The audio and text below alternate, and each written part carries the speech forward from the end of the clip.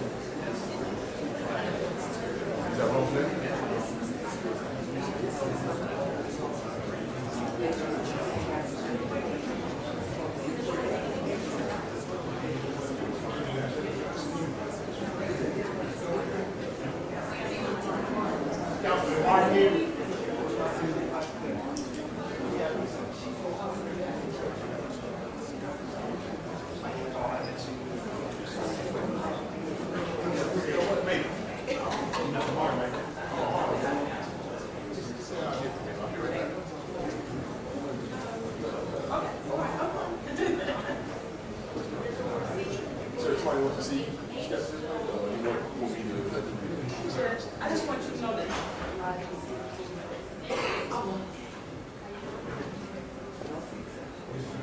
There's an overflow on the 8H. I'll show you.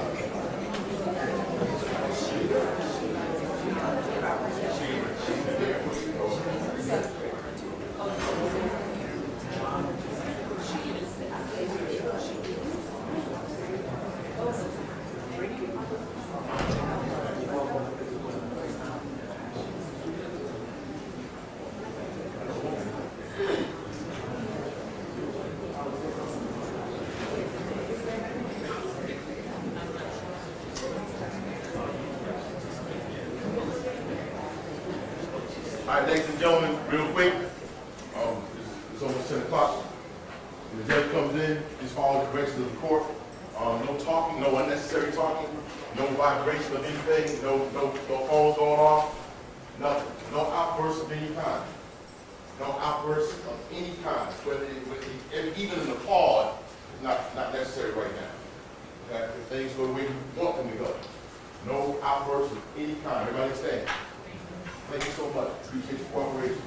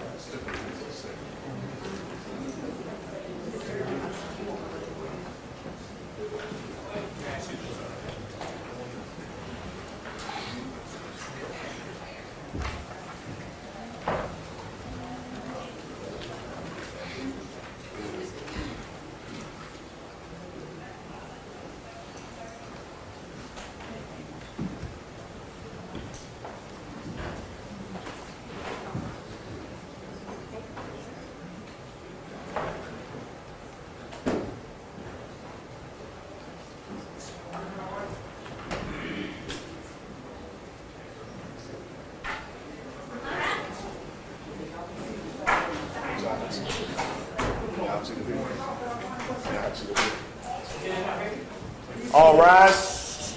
Superior Court of Fulton County, Atlanta Judicial Circuit is now in session. Honorable Judge Jerry Baxter is presiding. Court will now be in order. Everybody have a seat.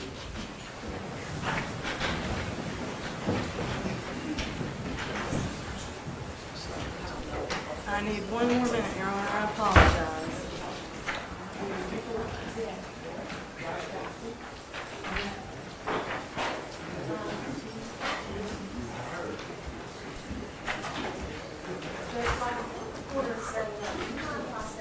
No, that's fine.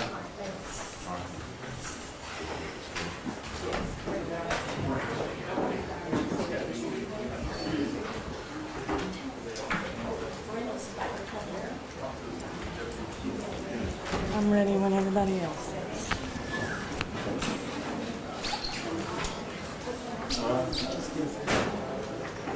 Today, rest of today,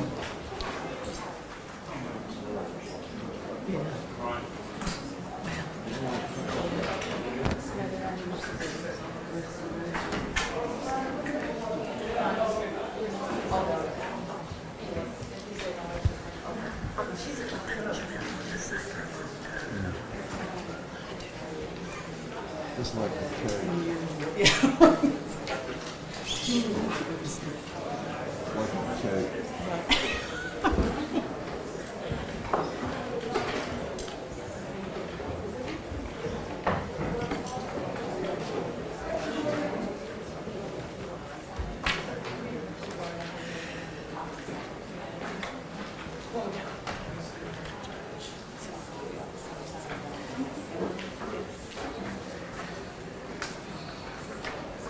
Thank you so much.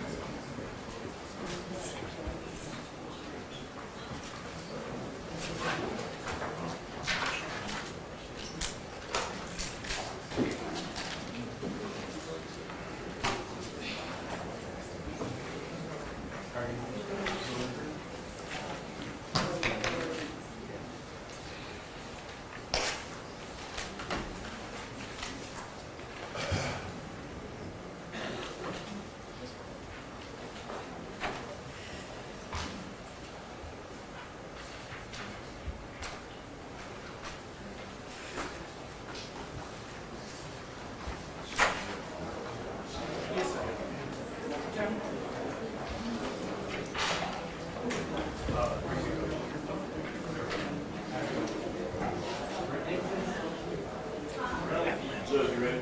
I'm ready.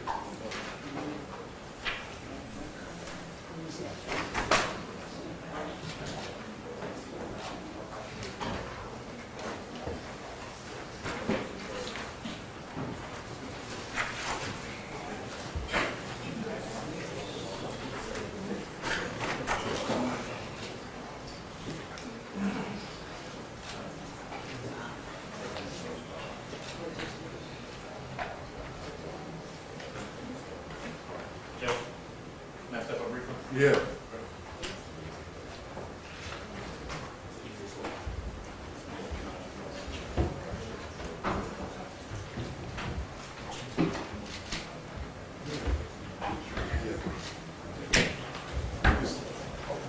Sheriff, let her take her medication.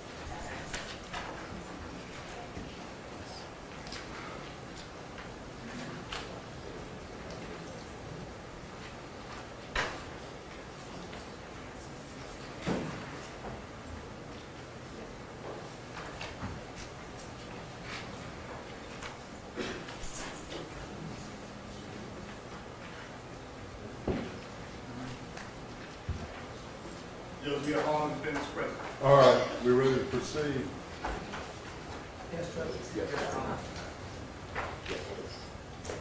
Do the defendants wish to present any evidence of mitigation? Yes, Judge. I believe that all of the defendants intend to present evidence of mitigation. Okay, do you, have y'all got it organized, or how y'all decide who wants to go first and all that? Judge, I think we coordinated it, but I assume we would just go in the order of the item. All right, well, Ms. Davis, Sharon Davis.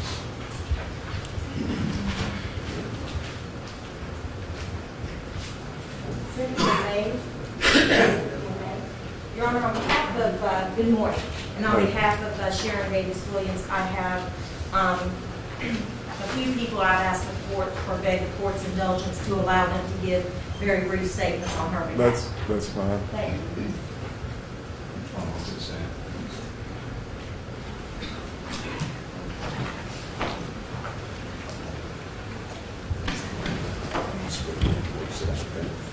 Ma'am, would you raise your right hand? You swear or affirm the testimony you will give us the truth, the whole truth, and nothing but the truth, so help you God. I do. You may take a seat. That's, Speak loud and clear to the microphone, please. Say and spell your name for the record. Okay. My name is Cynthia May, Cynthia. Last name May, May. before we get started, is Mr. Howard going to be involved in this thing, or is he locked in his office upstairs? I believe he intended to be present for the second part of the hearing, but yes, he's available. Judge. Okay, he's going to be here? Yes. Okay, Yes. all right. If you give me a nod, will you want to? No, he can be a part of the prosecution's, I want him to be the spokesman for the prosecution. Yes, sir. All right. Okay, go ahead, Ms. Manning. Thank you, Your Honor. Unlike most of the attorneys who love to come in here and chat, several of the people who are coming to speak, I believe they feel more comfortable just reading from a statement. Okay, that's That would fine. be- However you want to do it, it's fine. Ms. May, you could begin whenever you're ready. Thank you. Your Honor and the court, I met Dr. Sharon Davis Williams more than 10 years ago when she joined the Atlanta Public Schools as executive director of SRT-1 schools. I was one of the 25 principals she was charged to provide instructional leadership and supervision. I immediately recognized her unwavering commitment for improving the educational outcomes of urban children. Dr. Williams is a hard-working professional. I know that sounds like a cliche, but when I became one of her administrative assistants in October of 2008, I did a time track of her daily calendar for about 18 months. Her workday often began at 7 a.m. and concluded at 9 p.m. or later. And this was not the exception, but rather the norm. At one point, Dr. Williams served as executive director of SRT-1 schools and the program for exceptional children, or students with special needs, a role she managed until a new executive director was assigned for the program for exceptional children. Her ability to provide exceptional leadership for each speaks of not only of her training and preparation, but her untiring energy and passion for educating all children. Dr. Williams is a loving wife, mother to twin adult daughters, and a grandmother. But more importantly, she is a woman of strong faith in God and His abiding power.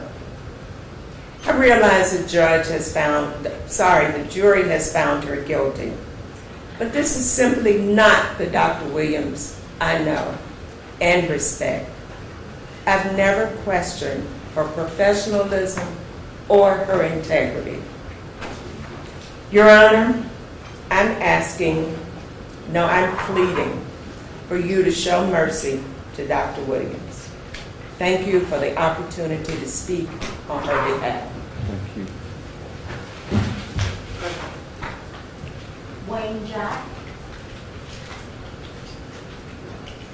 Could you get Mr. Jack out of the hall? Wayne Jack.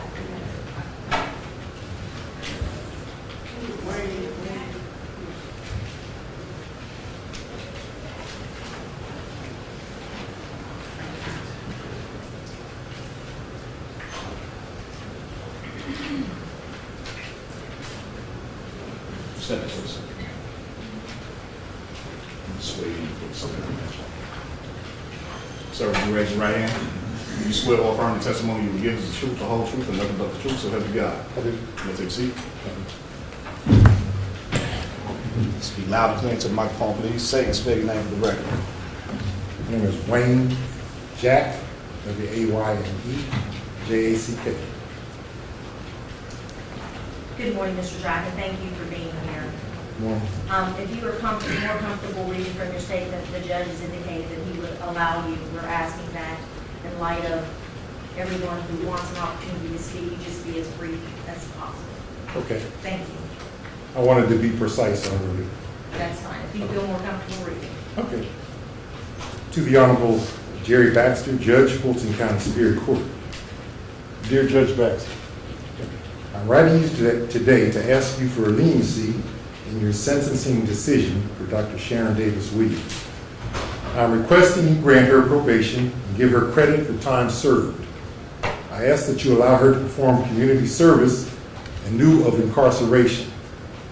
I make my requests on behalf of Dr. Sharon Davis Williams because I have firsthand knowledge of her character. I served as a principal under her supervision from 2003 until 2007. I retired from the Atlanta Public School System on June 30th, 2007, after having worked 34 and a half years and 23 years as a principal. My experience as a principal under Dr. Davis Williams' supervision proved to be invaluable to my professional growth. I found her to be supportive in my role. It was my observation that she was knowledgeable of sound teaching and learning practices. She imparted her knowledge numerous times during regular principals meetings and during one-on-one conversations that I held with her. She encouraged collegiality by asking principals to share their knowledge at our meetings on standards-based and research-based best practices that we were engaged. For example, at my school, we had a strong writing and literacy program, which we implemented through our school reform design. Dr. Davis Williams observed the students' work during her walkthroughs of my school when visiting. She saw the results we were getting. She asked me to share my knowledge with my colleagues. She scheduled a principals meeting at my school where I delivered a 3-hour presentation on writing and literacy. My colleagues had the opportunity as part of the presentation to sit and observe our instructional practices and look at student writings and artifacts. They were able to implement some of the practices they observed in their own schools.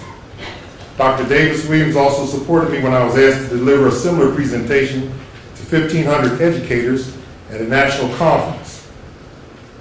As a result of her recognition, support, and encouragement, my school was named a national model school because of our strong writing and literacy program. As a model school, we receive visitors from throughout the United States and as far away as Hawaii. Upon retiring from the Atlanta Public Schools and because of the expertise I was able to develop by teaching and modeling and training and supervising teachers in our school, I was asked to become a presenter and consultant for the company that had developed our school reform design. In preparing the statement, I pulled out a memorandum I had written to Dr. Davis Williams dated June 8, 2007, 22 days before I retired from the Atlanta Public Schools. As part of my annual evaluation, she asked me to do a self-assessment based on the 7 performance elements that had to be completed. Performance element 7 was titled Personal Development, and I wrote the following. I feel very strongly that the best practices I have learned as a result of the standards-based approach that our school design, America's Choice, used have helped Miles to achieve academic targets. The program was blended very well with the implementation of the new Georgia performance standards, which are in large part derived from the new performance standards that America's Choice design is based. Miles, the school I was principal of, achieved 67% and 82% of its targets respectively for the past 2 years, 2004, 2005, 2005, 2006. What has worked for us has been the strong coaching modeling component. Having the capacity to have literacy and math coaches in the classroom with the regular teacher has has built their capacity. It's been a good example of what a professional learning community should resemble. I have grown personally from the teaching and learning that I have been engaged in this year and in previous years through our school reform design and through the district. I feel that my learning curve has gone up tremendously. I've gained a lot of knowledge about standards and best practices, and I've been called on to make presentations to colleagues and other professional educators. This has been an honor, and I am grateful for my experiences not just for this year, but for the last 33. In closing, I ask that you consider my account of Dr. Sharon Davis Williams is and what she has represented to this community. I again ask you grant leniency and grant her probation. Thank you. All right. Thank you.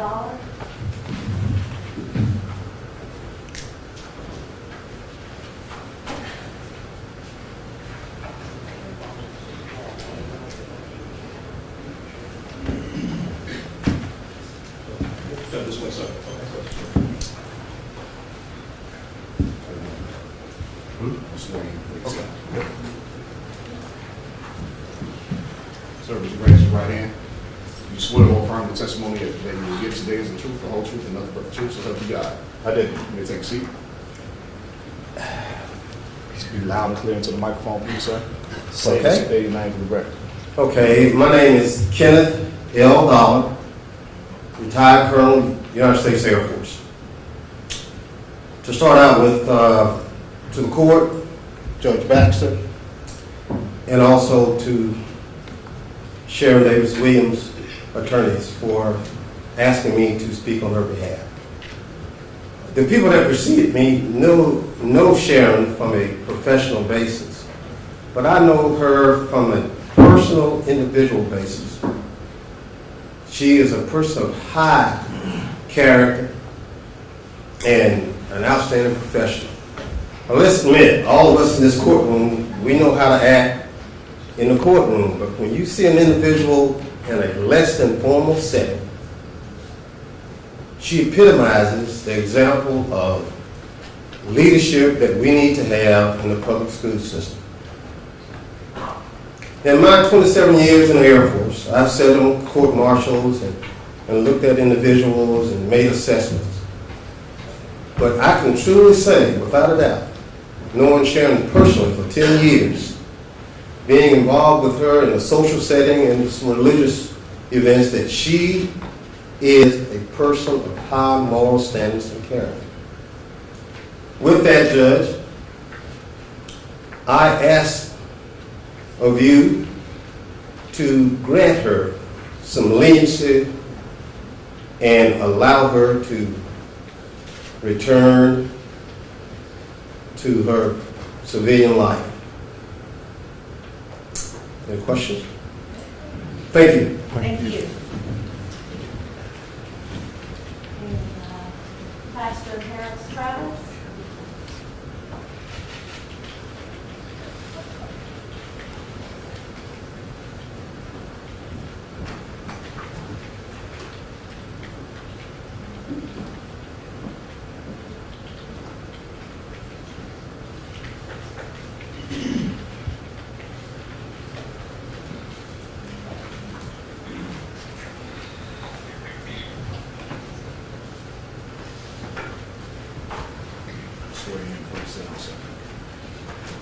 Sir, would you raise your right hand? You swear or affirm the testimony that you will give the court today is the truth, the whole truth, and nothing but the truth, so help you God. Yes. You may take a seat, sir.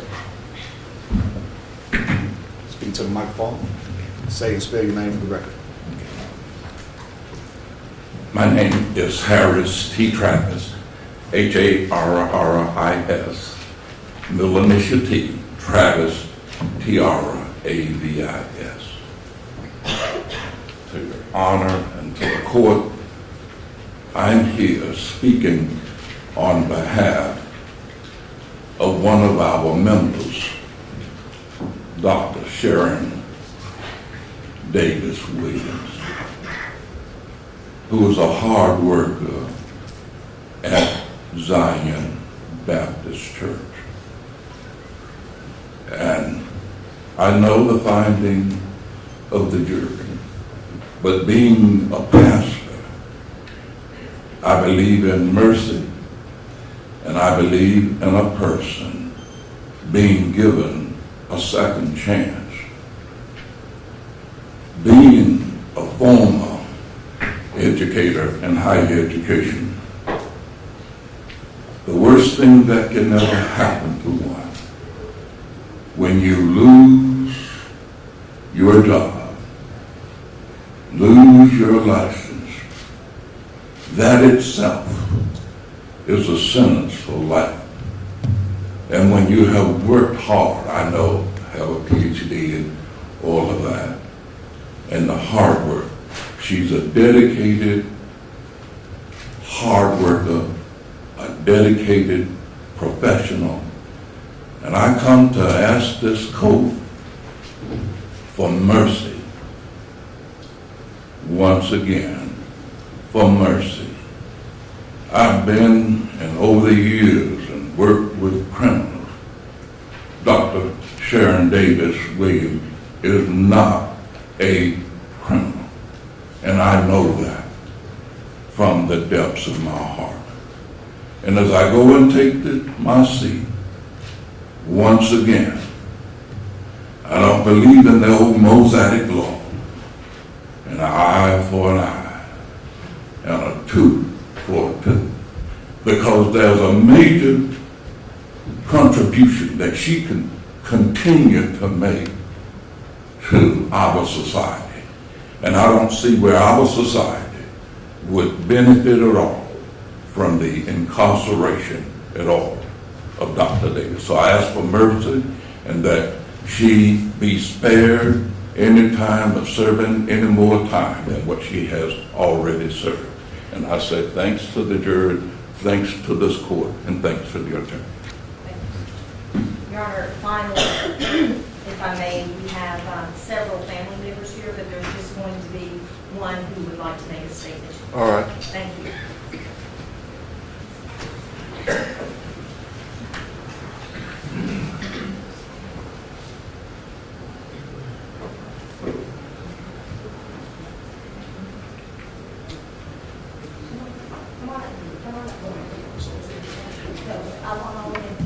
Swear me before you sit down. Would you raise your right hand?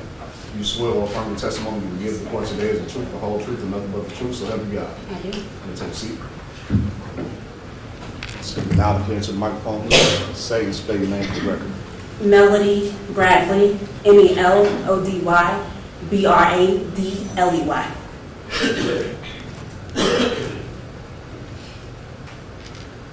Good morning, Your Honor. Good morning. My name is Melody Bradley, and I'm here on behalf of my father, Dr. H. Benjamin Williams, my twin sister, Melanie Phillips, and the rest of our family and friends to share about Dr. Sharon Davis Williams. The thought of my mother being sentenced by you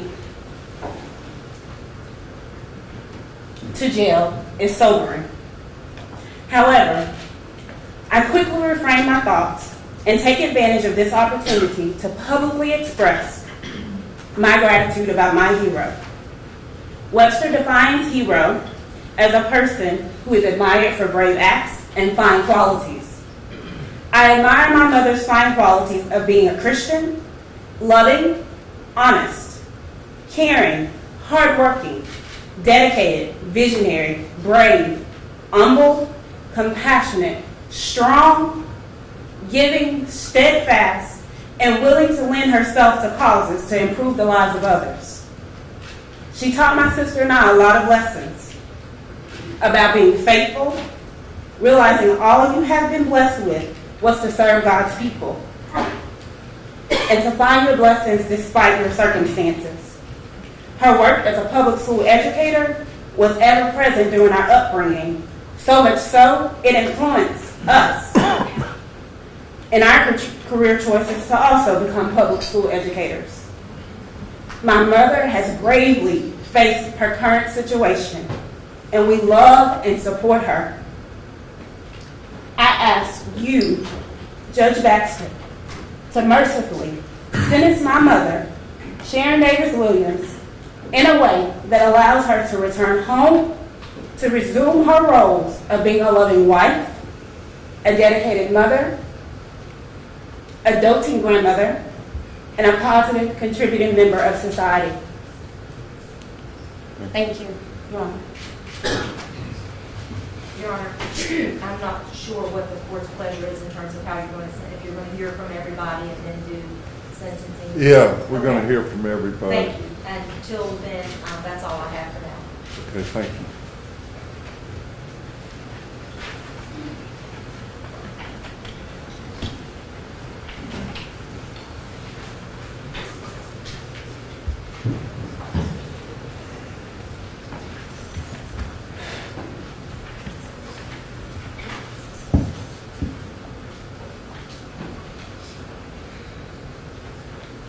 Your Honor, part of my presentation today would be to I'll present one witness. I wanted to be brief as Ms. Mann, but as to Ms. Cotman, as you know, she also has a legal argument different from some of the other defendants that I want the court to take into consideration.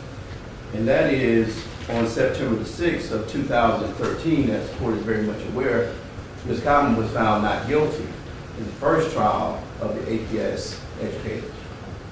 It would be our position, I wanted to make this for the record, that since Ms. Cotman was already subject to punishment in the first trial, she can't be punished again without violating the double jeopardy clause. And I understand that there has been an appeal. Well, that's an argument to somebody else. I don't have time for that. I understand, yeah, I just want to make it for the record. It has no effect on what we're doing here. I understand, yeah. If I could just, and I was going to be brief, I was almost done. I also want to point out that You've already made that argument. It's already been denied. It's, you're just wasting time. as far as I'm concerned. the argument was as to procedural double jeopardy, and on page 6 of the opinion from the Joint Court of Appeals, they specifically noted that we had not made an argument as to substantive double jeopardy. And it was because at that time, the state had represented that they would present different witnesses in this trial. They didn't present different witnesses, they presented exactly the same. Okay, that's something to take up with the Court of Appeals or whoever else. I'm just a lowly trial judge, and we're at a sentencing hearing, and all that's part of the record. It's a subject for another day and another occasion. Yeah, I also have a legal objection to the verdict in this case. As you know, my client was charged with racketeering influence and violating the statute, RICO. However, on the verdict form, which I could put up for full view, the verdict form reads, we don't have the element, but the verdict form reads conspiracy to violate the Racketeering Influence and Corrupt Organizations Act, not RICO. So it's going to be our position. Okay, well, just take it up with the Court of Appeals. I don't care. I really don't about this legal argument. If you want to offer evidence in mitigation, this is what we're doing here. You understand that? I do understand. Okay. That. And what I wanted to say, just to complete the sentence, that the state had presented to the court, and they filed this morning a sentencing memo in which they said the sentencing range was from 5 to 20 years. However, based upon the verdict, I believe that the court has to sentence these defendants pursuant to Code Section 1648, conspiracy to commit a crime. And under that code section, the sentencing range is not 5 to 20 years, as the state presented to you in an email last night and filed this morning, but rather 1 to half of the maximum time. The maximum time here is 20 years. So it would be 1 to 10 years, not 5 to 20 years. And I have that case authority for the court. Okay. All right. I'm not giving it to go to 20 years, so it's a moot I understand, y'all, but there's also a difference in sentencing someone under the RICO statute and then sentencing them under the conspiracy to commit a crime. So I wanted to present that to the court because I know that you have received some information last night. Well, I haven't read it. I don't know where, I don't know, send something on Sunday night. Judge, I have a copy of it for the court that says 5 to 20 years, if I can present that to you. Okay, that's fine, I believe you. Okay, all right. So if you look at 1648, conspiracy to commit a crime is 1 to 10, and this is the verdict form. And clearly on the verdict form, it has conspiracy to violate. All right. All right. 1 Okay. to 10. 1 to 10. All right. Thank you very much. Then, Your Honor, as to the witness for Ms. Cotman, I would like to call to the stand Ms. Mamie Anderson. All right. Thank you very much. Ms. Anderson.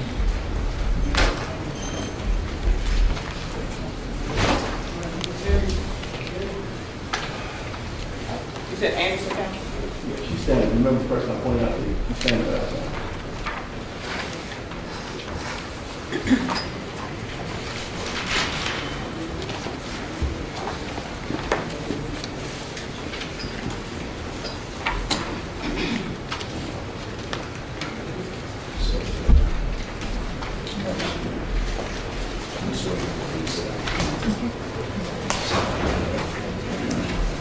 You raise your right hand.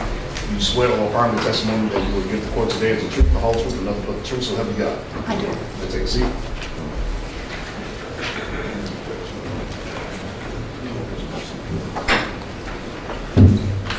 Speak loud, clear to the microphone. Say and spell your name correctly, please. My name is Mamie Jewel Anderson. It's M-A-M-I-E, middle name J-E-W-E-L, last name Anderson, A-N-D-E-R-S-O-N. Good morning, Ms. Anderson. Good morning. Can you tell us where you reside? In Wichita, Kansas. In Wichita, Kansas. Yes. How long have you known Tamara? For more than 40 years. More than 40 years. Yes. All of her life. All of her life. Yes. Just to sort of get to the point as to why I called. There have been witnesses to testify in this case that Tamara sort of has a harsh demeanor, that she's a tough boss. What can you tell us about that? Is that true? Someone could draw that conclusion because Tamara is one who has been taught many years to give respect, to do her best, to give her best, but then to expect it in return. She can be harsh though, right? She can be harsh. She can grade you harshly. She right? can grade you harshly. She can evaluate a teacher harshly. She right? can, yes. You're a teacher? Yes, I am. Has she ever done that to you? Yes, she has. Can you tell us something about that? I had asked her my first year to go into secondary education if she would observe me, and mainly because the principal who had hired me 10 years prior to that had said, if you are half as good as Tamara, I would like for you to be a part of my staff. And I remember thinking, who does she think she is to categorize me as half as good? But when she came in and evaluated me, I was doing things according to what my principal at that time I thought wanted done. And she graded me harshly for it. And I said, oh, no, you can't do this. She said, but I have to, because this is my job. She said it was her job. She said it was her job. Did she grade you so harshly, brought tears to your eyes? Yes, it did. But she also gave me recommendations that would lead me in the direction that was best suited for my students to achieve at the levels that was expected of them according to the standards of excellence that we had all been ingrained in us to do. So although she graded you harshly, although it almost brought tears to your eyes, you're saying you got something out of it? Yes, I did. All right. Now, you were saying you've known her all of her life, and are you aware that she was an assistant superintendent out of Wichita? Yes, very much so. Are you aware that she graduated from Wichita State? Yes, With honors, is that right? with honors. And prior to graduating from Wichita State, she had graduated from Langston University with honors even higher than at Wichita State. It sounds like you really know a lot about her. I really know a lot about her. And you're here to testify for her today, even though at one point she graded you harshly. Yes. Now, I didn't ask you before we began what your relationship is with Tamara. Can you tell us how you know the defendant in this case? She is my daughter. You're her mother. I'm her mother. And Thank I'm you so very much. proud of the fact that I'm a mother. That's all I have. Thank you. All right. Thank you, ma'am.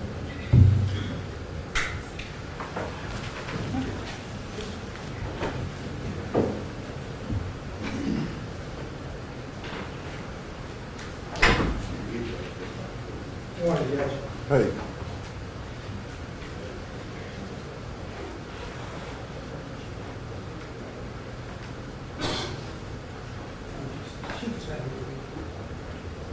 You raise your right hand. You swear or affirm the testimony you will give the court today is the truth, the whole truth, and nothing but the truth, so help you God. I do, Please state, spell the name for the record, please. certainly. My name is Kristen Pitts, that's spelled Kristen, last name Pitts. Judge, I'm George Lawson, Director. It's my pleasure and my honor to represent and to represent Michael Pitts. To my right is Kristen Pitts, who is Mr. Pitts' daughter. There are a number of other individuals who are in this room or other rooms of this courthouse who came to support Michael Pitts. I have here that I am going to tender to, and I do not expect you to read these, Judge. I want to tender to you the 65 letters I have here. I have probably on my email system another 100 letters. I quit printing at 65. This is from a spectrum of individuals throughout the city of Atlanta, throughout the state of Tennessee, and throughout the United States. Folks who know Michael Pitts, they know who he is and what he is. And I would suggest to the court that these letters of support from Mr. Pitts are overwhelming and they are tearjerking. At some point in time, I suppose I will get a chance to say something with Mr. Pitts, but I wanted to bring Kristen, who is speaking for his friends, his family, and his colleagues. Kristen is a member of the State Bar of Georgia. She is a former public defender in this courthouse and the Atlanta Judicial Circuit. Thank you so much, Mr. Lawson. Good morning, Your Honor. I have had the privilege to try many cases in this very courthouse. I have not had the privilege to try a case before you. But I wanted to say that first because no one respects the province of the jury more than I do. So I understand the decision that they have made against my father. However, I just don't agree.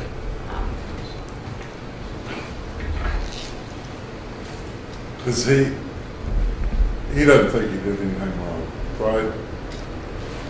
Your Honor, I'm here to talk about my father. Okay, So well, go ahead. I'm going to do just that. Since you haven't had the opportunity to hear from my father during this process, I want you to get an idea of who he is. My father was born in Chicago, Illinois in 1955. He was born to a first-generation college graduate who thought it was a little too difficult to raise a son at that time, turned him over to his grandmother, an older Caribbean woman who had previously sent 10 children to college. From her humble beginnings as an immigrant, she came here from the Bahamas to the United States, lived in the projects, sent 10 kids to college. My dad became the 11th. We believe in hard work, we believe in perseverance, and we don't believe in excuses. Because as my father told me growing up, excuses lead to failure. My father was my first teacher. I bet a lot of other people would be upset to know I'm probably his favorite student. My father taught me to read at age 2.5. My father has always been a model instructor. What book did you read at 2.5? Excellent question. It actually was a party trick. My dad actually put sight words all up over the house. And so, like on the table, there would be labeled in red table. On the ceiling, labeled in red ceiling. So I would see them all the time. So, of course, I started to be able to pick up the sight words. So it used to be kind of a funny joke. We would go to restaurants and I could read the menu, and I could read billboard signs and things like that. So my dad has always been on the cutting edge of instruction and has been one to not only give that instruction to me, but to other children. My dad has always believed in children. I have actually witnessed growing up because my father not only believed in me, he also wanted me to be humble. He never wanted me to believe that I was better than anyone else. So my first school was an inner city school, my kindergarten. I went to the kindergarten that my father taught school.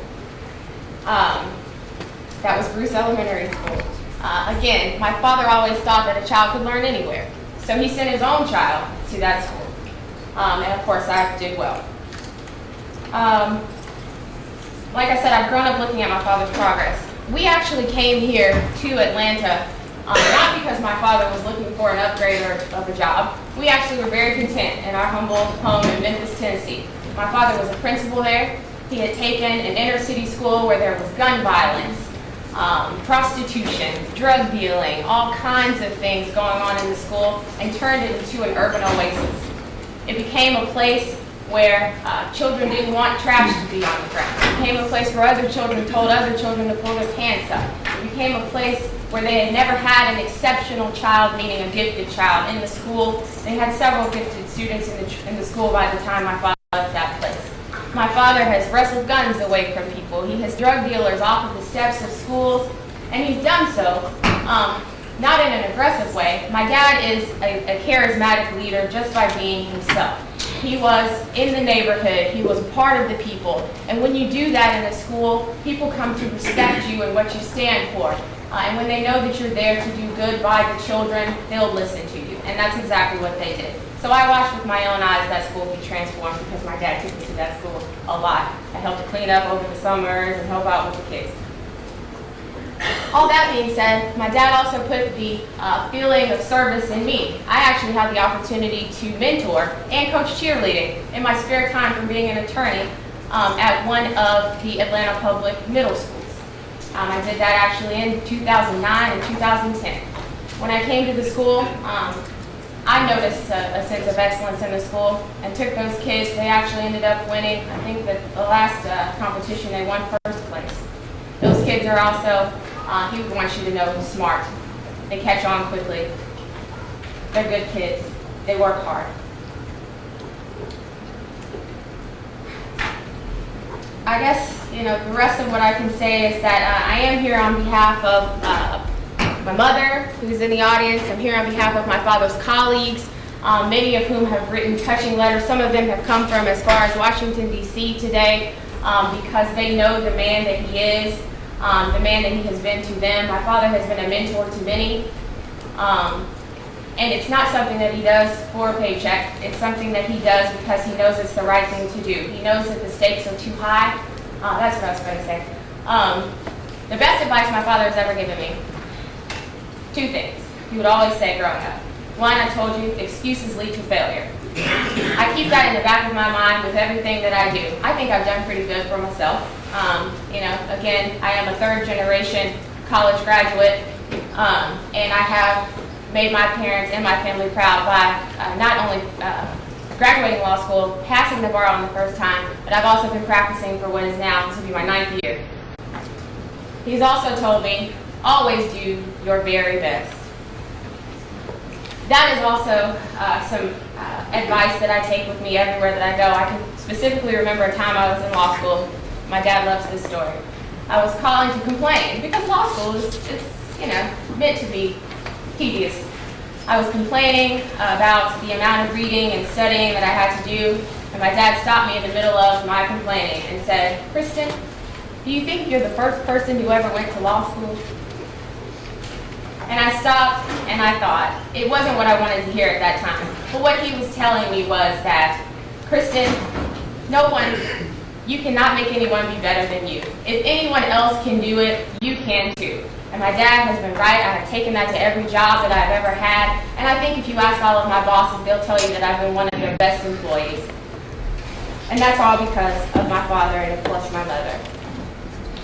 All of that to say, Your Honor, let me tell the last story about how we came here. We actually told my dad to come here. We were content being in Memphis, Tennessee. On the salary that he was making, we were doing just fine. The superintendent at the time, Dr. Hall, came down, saw my dad's school with a group of other individuals and saw the oasis in the ghetto, for lack of a better word, and wanted to make that tenfold here in Atlanta. So my dad went down to the interview. I rode down with him, actually, in the car. My mother stayed back at home. And my dad came back after the interview, said it went well, and then he says to me, "Kristen, what do you think I should do? I'm happy with our life in Memphis, Tennessee. I don't want to uproot our life and our friends and everything and come to Atlanta." And I said, "Dad, if you have the opportunity to help a larger group of people, it is your responsibility to do that. That being said, my dad came here. We do not regret the decision. My dad has helped many. I am proud to call him my father, and proud to be able to do this here today, even though it's under these circumstances. All that to say, Your Honor, this is a good man. Please think about that when you are sentencing him. Please bring him back home to his family. We miss him. He is my teacher still.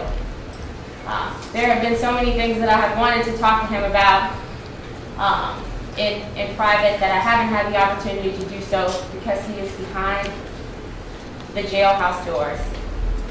Please send my father home. Thank you. That's all we have, Judge. All right.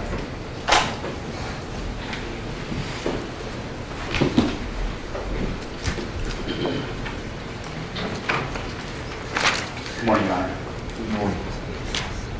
Your Honor, I have 4 witnesses who've agreed to speak to the court on behalf of Dr. Evans. We've submitted to the court last week, I believe, 13 letters in support, given copy to the state. I read them. I appreciate that. And frankly, first off, we asked the court to listen to Dr. Dana Evans. She'd like to address them. All right. May she come up here? Yes.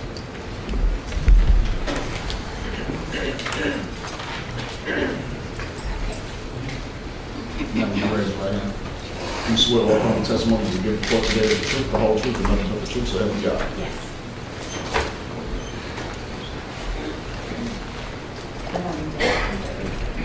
This is the first time we've been able to speak.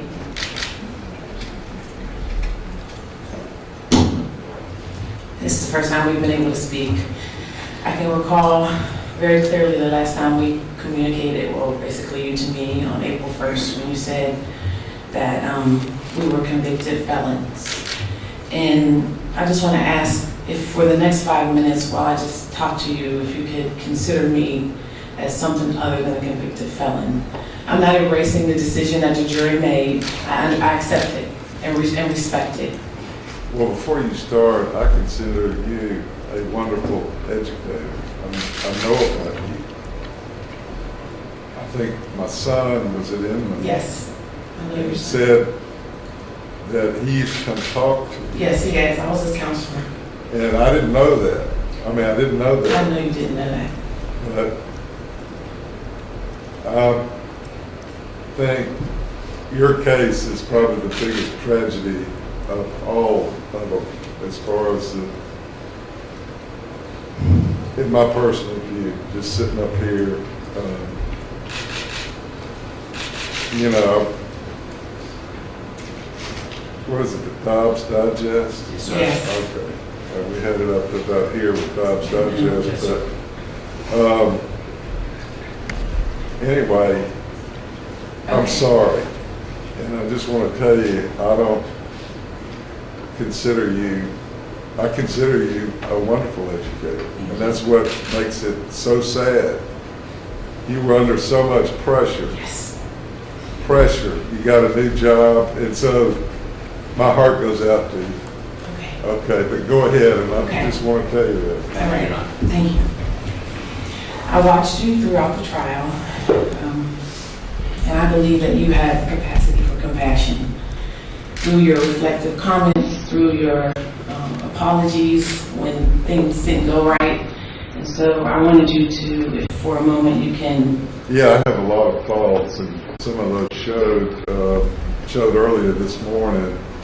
And sometimes do things or say things I wish I hadn't. Isn't that right, Evelyn? That's correct. But usually apologize, and I think I owe somebody an apology in this room that I haven't given yet, and I will give that at a later time. Okay. If you know what I mean. I apologize. All right. Go ahead. So you know, you mentioned it, I worked in education for more than 20 years, and during those years I've never had a write-up, I've never violated a policy, I've never had poor evaluation, I've never had an ethical concern until I became a principal and held people accountable for treating children fairly. That's a non-negotiable for me. I was selected by the whole school district. I was a guidance counselor of the year for the entire school district. I was selected by Georgia Glissy as a leadership. I attended really good colleges, California University.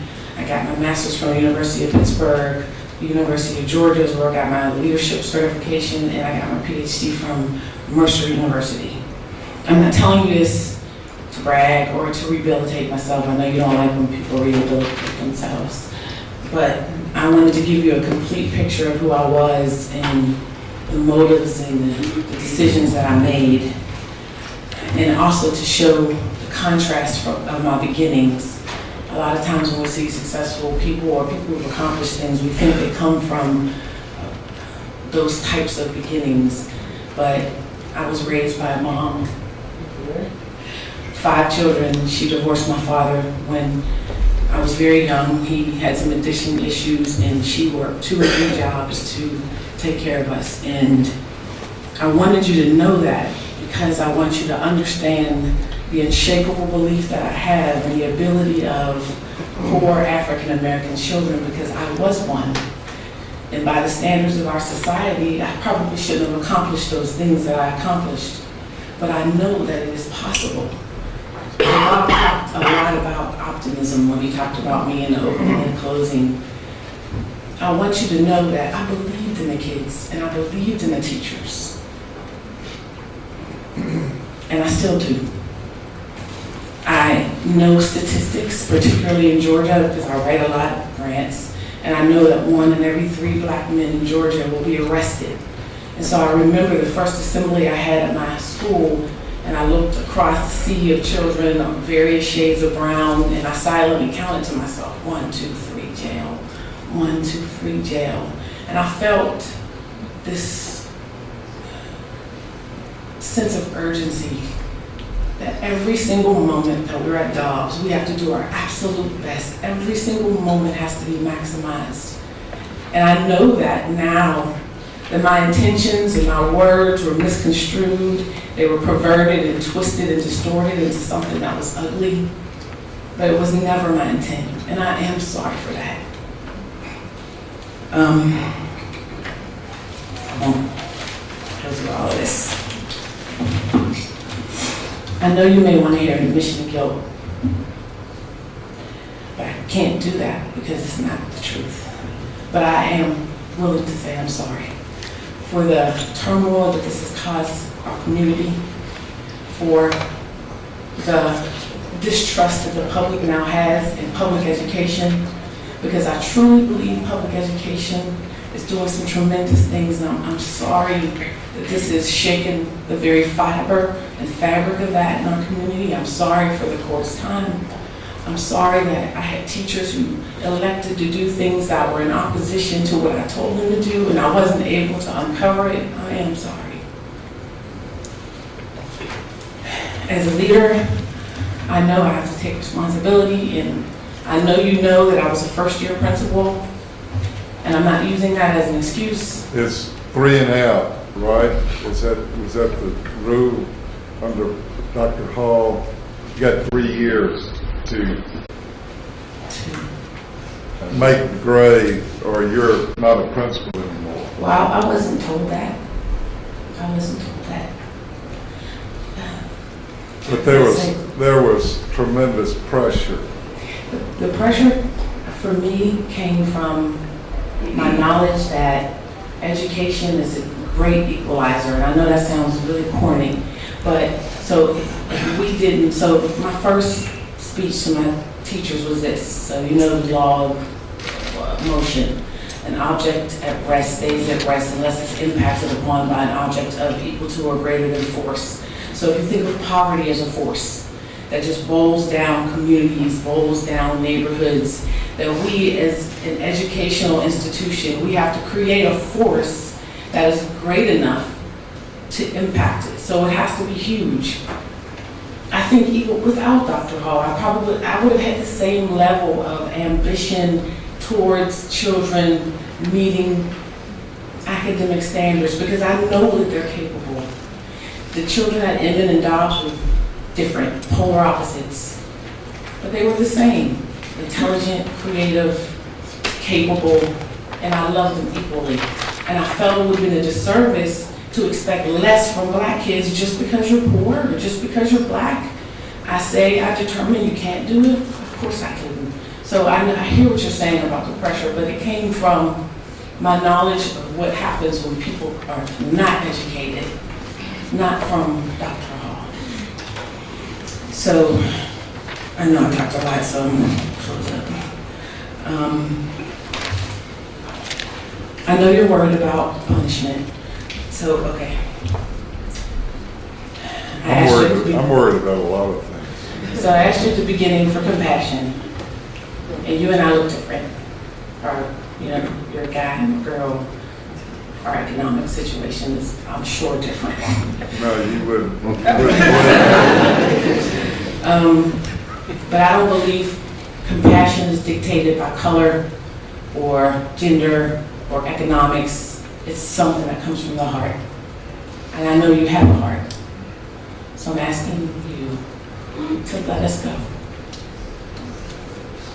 I know you're worried about punishment. And so I've been punished. I've been demoted and fired, slandered.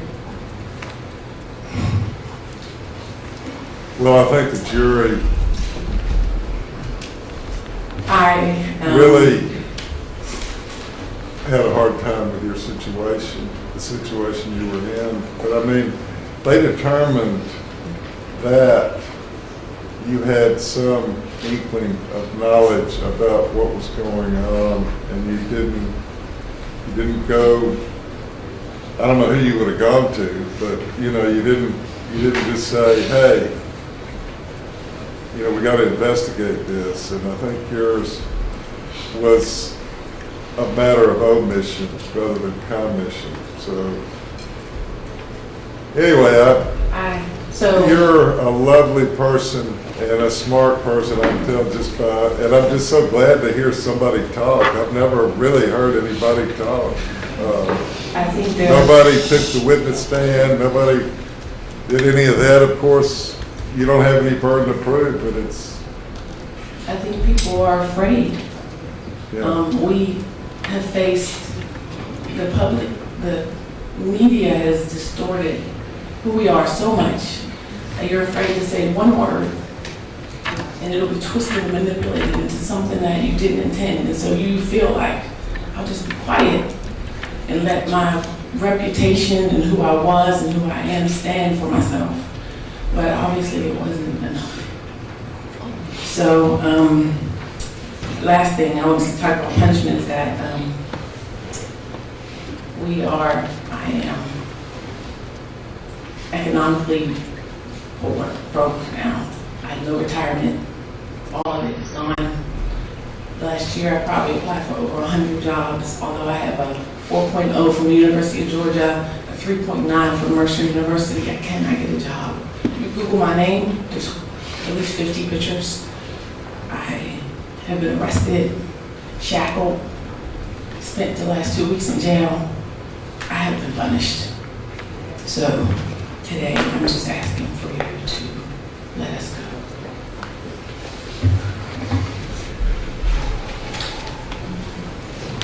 Judge, court's permission, we call Natasha Oglesby.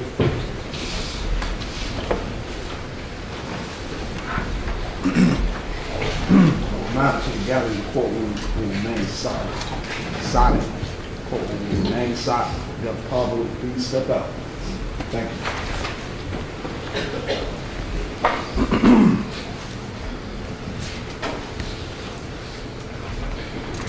Is it okay if she stands here? Yeah, that she can stand right there.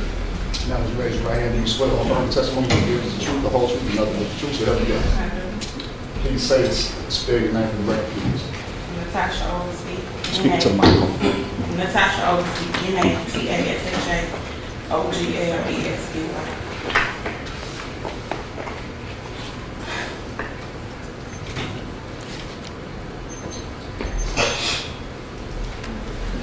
I've known Dr. Evans for 18 years. I met her when I was 10, and I'm 28. at the time, I had a lot going on in my life. From being transitioned from people who loved me to them being sick, passing, being forced to people who really did not want me. And I felt comfort in about 3 individuals from Inman Middle School. And I can say in my entire 28 years that Dr. Evans is about the second person that I've ever known who does not have a bad bone in her body. I've never heard her raise her voice. Anytime anything would be negative, she would always try to make me find the positive in it. There was a time when I was homeless with a baby, sleeping at 5 Points train station. And the only person, even though I had family here, mother, sisters, brother, the only person who came to my rescue and my son's rescue was Dr. Evans and her husband. When I moved out of state, I can always call her just to see how things are. If things are going bad, I can call her just so she can try to talk me through it. Because on my own, I knew I was not strong enough. I needed that guidance from someone who was not judgmental, who did not look at you crazy just because of the decisions you've made, but who always try to let you know that there's a brighter day. All you have to do is just make it through that. Don't worry about the negatives. Don't worry about what people have to say. You just have to do what you gotta do for you. I'm in disbelief that I'm up here. I hate that her as well as the other educators have to go through this. And I'm asking you, Judge Baxter, to please let them go home. Please. My children know her. My children cannot believe what's going on. My oldest, who's 14, she said, Mom, what are they gonna do? And I'm like, I don't know. We just gotta pray that they let her come home. I know how it is to sit behind bars. I've been arrested before. And even throughout that situation, Dr. Evans always let me know, pray about it. You can't be upset. Just pray about it. So I'm asking you, Judge Baxter, please, for whatever God you serve, please ask him to lift whatever negative spirits may be around, whatever judgmental spirits may be around, please lift them and see these individuals for the kind individuals that they are, the caring individuals that they are. They love children. I can vouch for Dr. Evans. She very well loved children, loved the education of others. Thank you. Lamar. So, Dr. Evans' son, Lamar.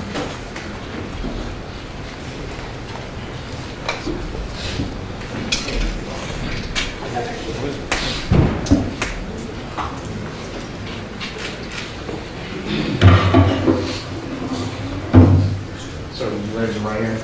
You swear all affirmative testimony you give before today is the truth, the whole truth, and nothing but the truth. So help you God. Yes, sir. Speak to the microphone. Please say and spell your name correctly. My name is Lamar Hassan Barnesville. Say it. Lamar Hassan Barnesville, L-A-M-A-R. My last name is Barnes hyphen over.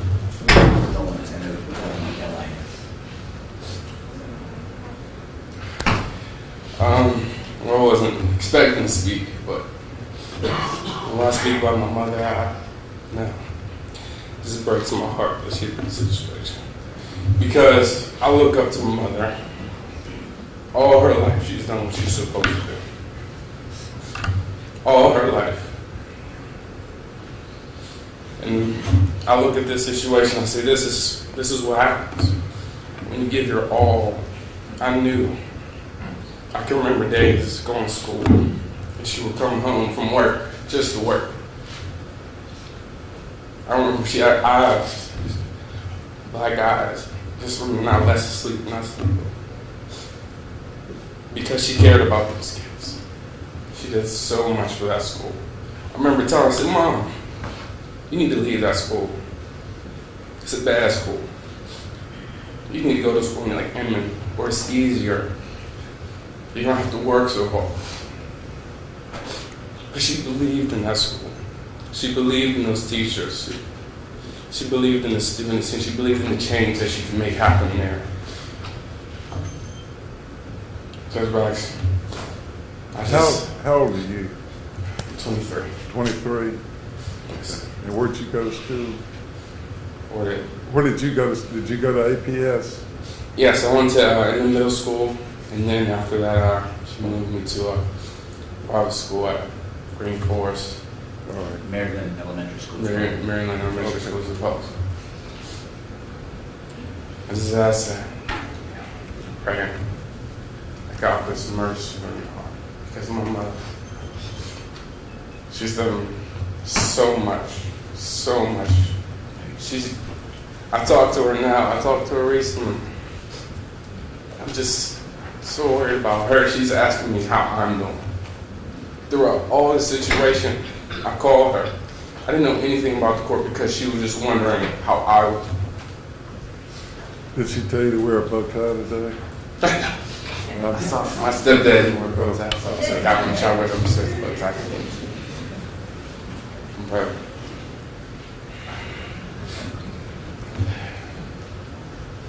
she is giving so much of herself. And you love her? I love my mother. It's a great song. It's sad. Pray mercy on my mother and send her home. Because she's a loving mother, a loving wife, a loving educator for the students. All right, thank you.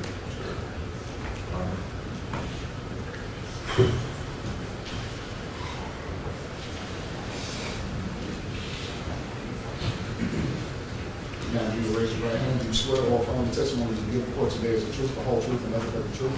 I do. Speak to the microphone. Say the spelling name correctly. My name is Barbara Ann Holly-Lutalo, Varvaranny. It's hyphenated, Lutalo.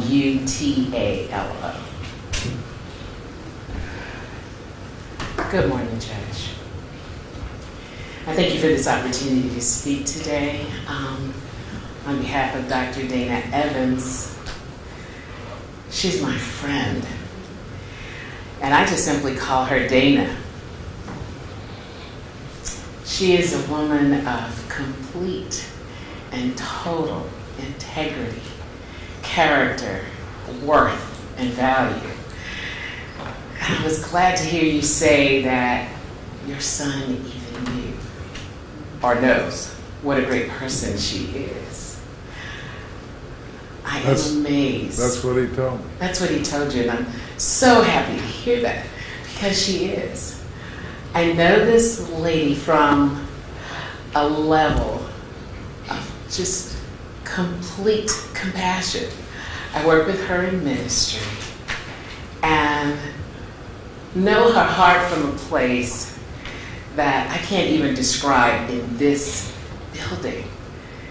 Because to know someone like Dana is to know that everything in this world will be right. That's how she thinks. That's what she speaks. To hear her talk about what she believes in educating children and how it is she would see this world, because she used the term equalization. She knows that if education is brought forth for our children, then everything comes right with this world. So Judge, today I beg of you to look into your heart, knowing, even just knowing what your son said about the heart of this woman, my friend, my partner in ministry, this loving, kind, caring woman, just to say that everything that has already occurred with her is enough, that it is time for her to come home and put together her life so that she could find a way to just recoup and regroup and move forward in what I know God has planned for her in this situation. I believe that this day should be over for her as well as all of these defendants. I don't know the rest of them, but what I do know is educators of this level, they have not put in this much work these many years not to be able to have all of this taken away. And today, it's just enough. So I beg of you, Judge, look into your heart and look at the love that was shared from those words that Dana got the opportunity to say. Thank you, God, for that. That she got the opportunity to share with you who she is as a person. And as I stand here today, I can tell you that I know in my heart of hearts, her level of integrity could not allow her to do nothing less than what she's done here throughout this time.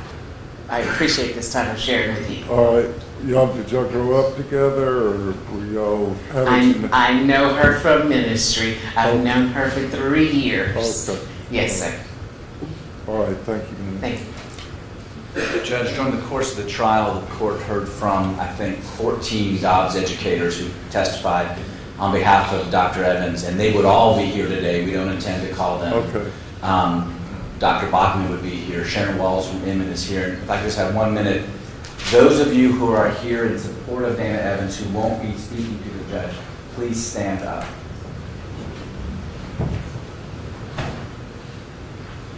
I just want the court to know there are a number of people who would gladly come here before you and testify on her behalf. Thank you very much.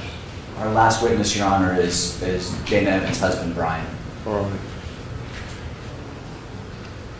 And he's wearing a bow tie.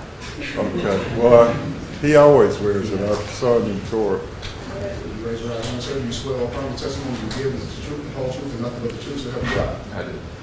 Speak loudly to the microphone. Say it straight name for the record, please. My name is Brian Evans, Brianevans.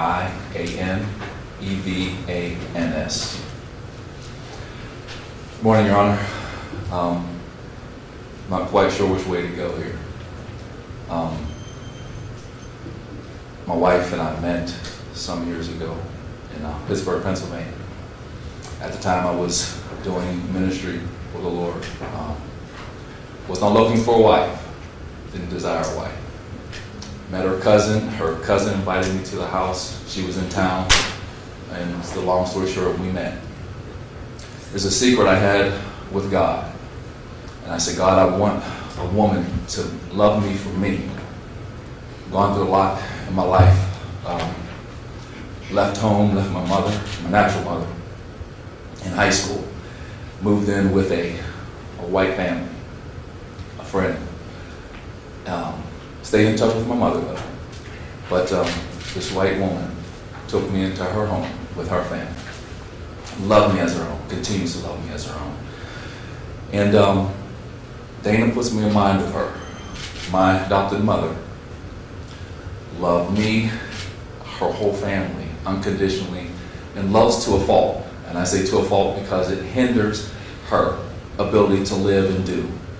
And quite frankly and quite honestly, my wife and I almost got divorced just a couple years ago because of her love, her commitment to the kids that she served. Because most of the time we spent together was at night before going to bed, or sometimes on the weekends when I would accompany her to the school to help her with school. But the secret I had with God was I want a woman to love me for me, and that her primary goal was that she would be with him in heaven. And on our first date, I remember asking Dana, what is your goal in life? She could have said to be this great educator, to do all these various things. This is the first time she's hearing it, probably anybody in this courtroom is hearing it. And she said that God would receive me into his heaven.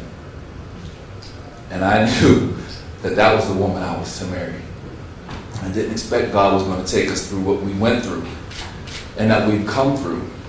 And because of an awesome ministry, marriage ministry called Radical Love, and two loving people, Mr. and Mrs. LaShore, who took us in, brought us into this ministry, taught us marriage God's way, saved our marriage. God used the ministry in those two to save our marriage. And as a result, we are now facilitators in this marriage ministry to help other struggling couples. Some are here today who've already come through the course and as a result saved their marriage. And so I thank God for the woman that He has brought in her. And as a minister of the gospel, which I am, the Lord Jesus Christ, I was reminded yesterday, it says in John 3:16, for God so loved the world, and the world includes every human being that ever existed and will exist, that He gave His only begotten Son, that whosoever should believe on Him should not perish, but shall have everlasting life. And yesterday, the Lord gave me, He said, for Dana loved the Lord, that she gave herself to the children that she educated, to the teachers, to her profession, to the disenfranchised children. For Dana so loved the Lord that she gave herself to radical love, to minister to couples who are also struggling in marriage. For Dana so loved her family that as she was a child growing up, she always looked out for her brothers and sisters, and she gave tirelessly to them. For Dana so loved her husband that she has forgiven him for all the wrong, the attitude, the everything that I gave to her. She's forgiven me. And, Your Honor, I want my wife home. She deserves to be home, but not just to be home, to do what she's been doing. The night before she was convicted, she was putting together a computer curriculum for homeless men at the Atlanta mission. That's not completed. She wants to finish. I want her to finish that.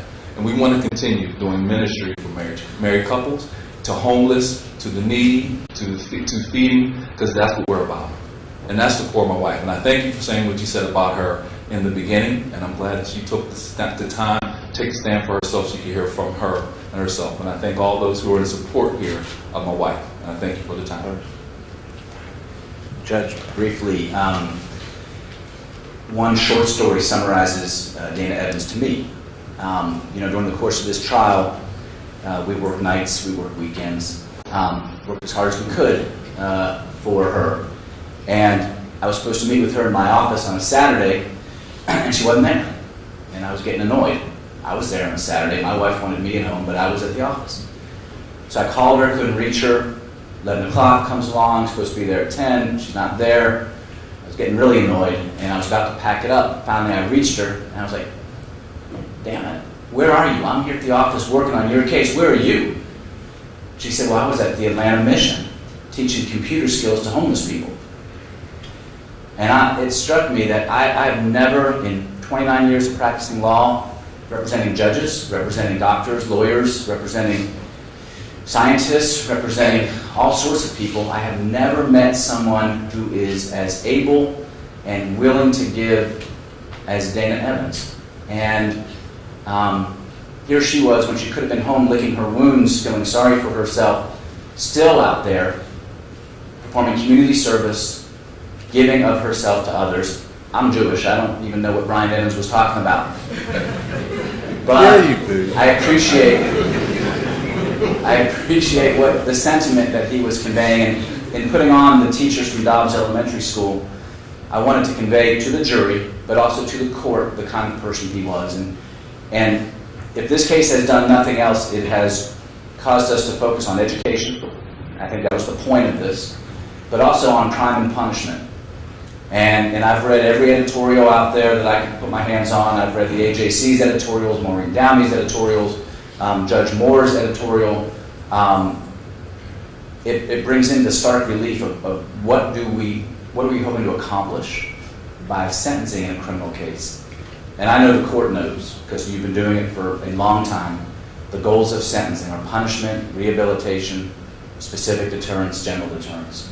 All those things are accomplished by a sentence of probation. Every single one of them are accomplished by a sentence of probation. And I would ask the court to consider that for Dr. Evans. All right, we're going to take a 10-minute break, right, Evelyn? Sure. Okay, we'll be back in 10 minutes and we'll see.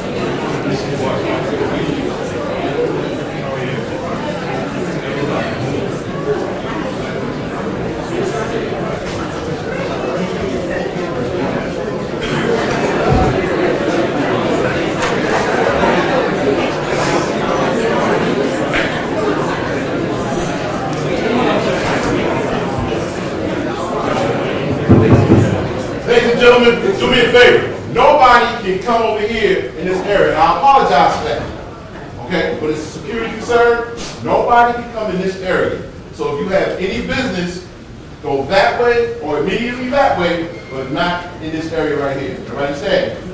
Thank you so much. Appreciate it.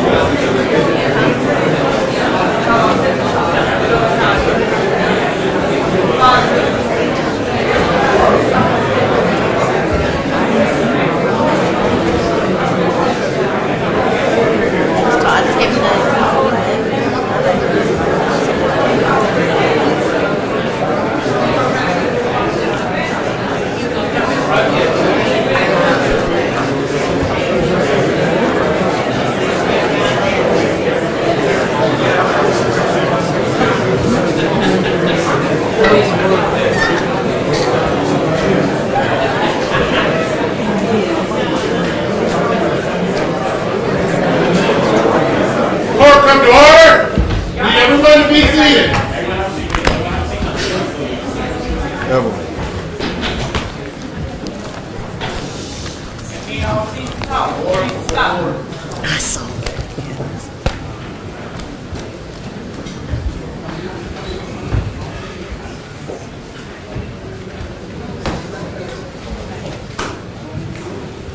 A reminder, make sure you put all your electronic devices away, put all your electronic devices away, they should be off. Should be off.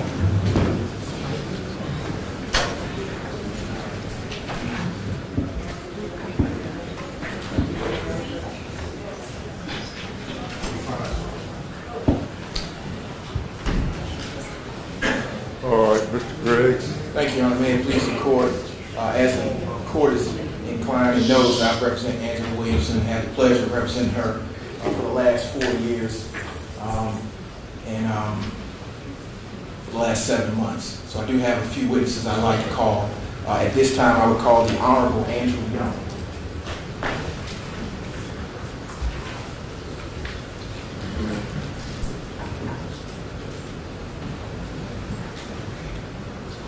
Sir, if you will raise your right hand, you swear or affirm testimony you will give the court today is the truth, the whole truth, and nothing but the truth, so help you God. I do. Please speak clearly into the microphone, say this for your name. Andrew Young, ANDREW-YOUNG. And Ambassador Young, if you would like to say a few remarks to Judge Baxter about your feelings, we would appreciate that. Well, actually, I came here, I think, in behalf of Judge Baxter and the District Attorney. And I hope you won't mind my taking this point of view, but I've been in a lot of courtrooms, and I've been through a lot of cases that really made the difference in the history of the South. And in just about every one of these cases, it was the heroism and the wisdom and the courage of the judges that saved the South. You know them better than I do, but I was in Judge Brian Simpson's court down in St. Augustine. I was in Judge Frank Johnson's court in Montgomery, and Griffin Bell here in Atlanta, and Judge Tuttle, and Minor Wisdom in Louisiana. Without those men, we would not have a nation right now. They took some of the most difficult, complex issues of any time, and they sorted them out with a wisdom and a courage that they have never gotten the credit for. And I know that were it not for their wisdom and courage, we wouldn't be where we are today. Now, I don't want to be too long, but way back in 1952 and 53, the president of Harvard, Dr. Conant, did a report on public education. And he said in that report in the 50s that education was in trouble. He made no reference to race. It was education that was in trouble. Changes were happening so fast, even in the 50s, that it was virtually impossible for public or private education to keep up. We ignored that when the Supreme Court made its decision in 1954. And instead of talking about the problems of education and the challenges of educating our young people, we got involved in race. And all due deliberate speed. Yeah. Which was very slow. Yeah, but we focused on the race problems and not on the education problems. I'm here, I don't know anybody in this group, but my daddy was a teacher, my granddaddy was a teacher, my mother was a teacher. I've been married twice, and both of them are teachers. One for 40 years who went on to glory, and she earned every bit of her time putting up with me for 40 years, and another one for the last 19 years. My baby daughter is a teacher who got fired almost, and would have been fired in Atlanta Public Schools if I hadn't been the mayor. And the reason, and her mother was still teaching then, but the reason was she refused to teach tests. she refused, and she's teaching in Georgetown Day School right now because they would not let her teach in the public schools of Washington, D.C. because she didn't want to teach tests, she wanted to teach children. And what she did, she took the children that nobody else wanted, and they didn't know the colors, they didn't know how to blow their nose. They flunked the kindergarten readiness test. And those are the ones she asked for. And she said the first thing before you can do anything about tests, you've got to build up self-esteem and self-confidence. And she taught them Martin Luther King's I Have a Dream speech at 5 years old. And she taught them to sing, lift every voice and sing. And I don't know how she did it because she couldn't carry a tune in a wheelbarrow. But she went to Washington and she got involved with the teachers union there, and they wouldn't let her teach the way she wanted to teach children. So she's teaching in a private school because it's very, very difficult. We have messed up education so much that, well, tests and grades do not make you educated. And I always like to take people down to the Civil Rights Museum and show them Martin Luther King's C in public speaking. And so much for grades. I got a D in sociology because my teacher had degrees from the Sorbonne and the University of Chicago, but she didn't know any juvenile delinquents. I knew all of my friends were either in jail or in the army or barely made it to college.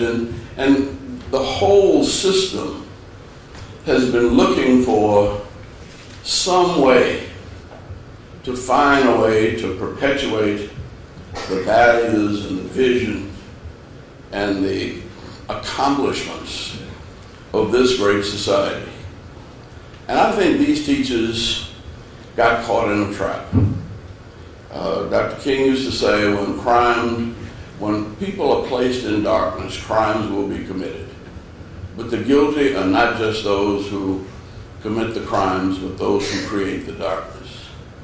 I would contend that when Lyndon Johnson, as a young teacher, understood that the poor kids he was teaching in Texas couldn't get through the day learning because they didn't have enough calories to eat. And he swore as a teacher that if he ever got a chance to do something about it, he would. And that's why we had Title I for the disadvantaged. That's why we had the TRIO programs for underprivileged kids and for people who were dropouts and coming back. That's the reason for a whole approach to education, which frankly was abandoned about 20 years ago. And the money that went into teaching suddenly was taken for testing. What we did was we robbed the poor and gave the money to the rich. And the state of Georgia right now has $108 million set aside for some company in New York that as I look down their board and as I look down their staff, I don't see many of them that have ever been in a classroom very long. And yet they are writing the tests that are judging these teachers. It's an impossible, unjust situation. And the laws that have been contrived to protect it, I don't know. I had ended up having to go before a grand jury, and I was in court at least a dozen times. With my obstruction of justice case, which was kind of brought on by the same guy, one of the same guys who did the investigation of these teachers, investigated me and had me before a grand jury. And it was Griffin Bell, a former Attorney General, who mentioned to me that I should stop by and see him because he didn't think I should go for a grand jury, and he wanted me to take the Fifth Amendment. And I couldn't do that because I didn't know any better, but he was right. But there's so much confusion in our society right now. It's not all bad. A lot of it is growing pains. The teachers that you've had here, and the teachers that I know, and the teachers that my wife and my daughter and my mother associated with, are the backbone of this society. And I think you've heard some of the best. And I hope that somehow, with all of the confusion about charges and laws and investigations, that God will give you and the Attorney General and this community the capacity to sort all this out and take this mess and make a good thing out of it. I don't know how you do that and satisfy the letter of the law, but I'm a preacher, and you still got it. The Bible says that the letter killeth, but the Spirit giveth life. And I think if we can let the spirit of the law and the testimonies that you've heard from these wonderful people, I could take them all and take them to any school in this city, and I guarantee you we could turn that school around, and we could make geniuses. We do that at the Y all the time. We take kids that have in and out of jail all the time, and if we can get them for 6 weeks, we can get them through a GED and get them into college, and they become fine, upstanding, tax-paying citizens. And I think it's the positive aspects of education that are the hope of this nation. And I really thank you for indulging me the privilege of just coming, because I don't have any business here except that I respect you, I admire you. I've been a good friend of the Attorney General, but we don't talk enough. Well, anyway, I want to just have a little dialogue with you. Yes, sir. My father taught for 50 years. My mother taught for 30 in the Atlanta school system. I went to the Atlanta schools. But about, I don't know, a year and a half ago, when we were discussing Dr. Hall's ability to go to trial, you interjected yourself, and I said, well, you know, go ahead and let me hear your 2 cents. And what you said really made me believe that you thought really nothing was wrong in this school system, and it's the same attitude that the Chamber of Commerce and their special committee that investigated this thing, they just wanted it to just go away. But Mr. Howard, and Mr. Howard, I apologize to you. You've been a friend of mine for a long time. I cussed him out this morning. And I do that sometimes, and I apologize, and it was pretty bad, and I feel bad about it. Will you accept my apology? Okay. You know, something awful was going on here, and Mr. Howard had the courage against, you know, pretty strong opposition to go forward. And I think it's important that he did that. It was very brave of him to do that. And he had prosecutors that worked night and day and weekends, and I don't know whether they're all still married to their spouses or not, because and it was unbelievable to see the amount of effort that went into trying to expose, you know, what happened here, and it's a tragedy. And I just want your thoughts, because initially I just sort of thought you thought it was, never should have been dealt with. And I hate to put you on the spot, No, but I'm very glad to be put on the spot, John. That I knew Dr. Hall from the West Indies, and I knew the discipline, the character, the stubbornness. In fact, I was in Jamaica for the 80th birthday of the former Prime Minister last night, and came back just for this. And that's a culture that really, if she was wrong, and I think she was wrong, it was because she isolated herself upstairs and didn't have enough interaction. I have always been a proponent. I never brought anybody into cities from outside into my administration. Because what I found as I went around the cities, there wasn't anybody anywhere in the world doing as well as we were doing in Atlanta on a variety of cases. So I think the mistake was to go outside, because this last time we did a little better. We went only to Selma, and that's tolerable. But New York and Jamaica, there were too many cultural differences, and the system never became a family, a learning institution. it was an atmosphere of fear, total fear. But it was The whole also educational system. But it was under also her commercialization of education. And education, you can't put a price tag on it. And you can't, I mean, my present wife tells a story of, and these are not poor kids, these are rich kids out of D Rivers, where one was a bright, quick kid that passed all the tests. The other one always seemed to be daydreaming. And the mother came to her and said, "Can you help my child?" And she discovered he was liked music. So she put him in charge of playing the piano as they came into the assemblies. And one of the boys is a doctor, the other one is a leader in one of the leading music conservatories in our nation.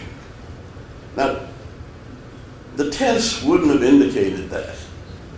And the tests would have dismissed the musician. We don't take music anymore. We've lost so much cutting back on budgets that we don't educate the whole person anymore. And most of this, I'm a biology major, and I ended up preaching. But everything they taught me in university in biology, they don't think of as true anymore. And by the time these kids get 10 years from now, the jobs that they will be doing do not exist yet. And so why are we teaching them stuff from the past? We need to be teaching them how to think.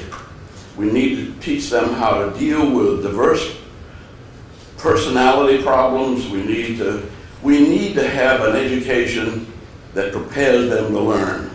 Ambassador, I think what the judge really wants is your perspective on what he should do. I can't tell. I would rather not tell him what to do. I think that this is something that I mean, I would throw the whole thing out, but that's not your job. Your job I know is that's what sort of disturbed me about your position 18 months ago. It's like, what are we doing here?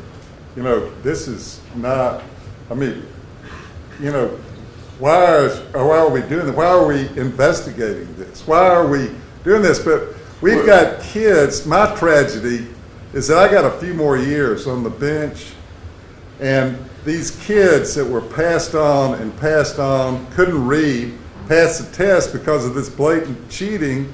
They get to high school, they can't read.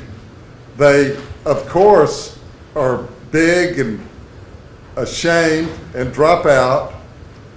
And they appear before me. They have mandatory minimum sentences of 10 years. I have to send these kids to jail for 10 years. And And that's, so, you know, but there's that's- more to this than just say, let's just forget about it and move on. no, let's go back and realize that we are the state with the highest per capita prison population. And one of the despicable things that we did in our legislature Okay, was go I with don't- I two don't- strikes and you're out. I know, I agree with you, but that's my situation, and I'm not saying all of them, but there's some of them that were the most, I mean, they are the most vulnerable children in our city, and they were shortchanged, they were passed on, and now they're unfortunately in the prison system. And Your Honor, And that's the tragedy of all tragedies. Well, except that as we get them out of the prison system, and that's the other thing. We've forgotten that Governor Maddox used to have a Christmas morning pardon breakfast. And he had 300 or 400 prisoners come to the governor's mansion. He gave them a Bible, a sermon, a breakfast, and a Christmas pardon. And there was very little recidivism. Present governor is now talking about ways to reduce the prison population. It's not good business and it's not good government to spend $45,000 a year to keep a brilliant person in jail. I agree.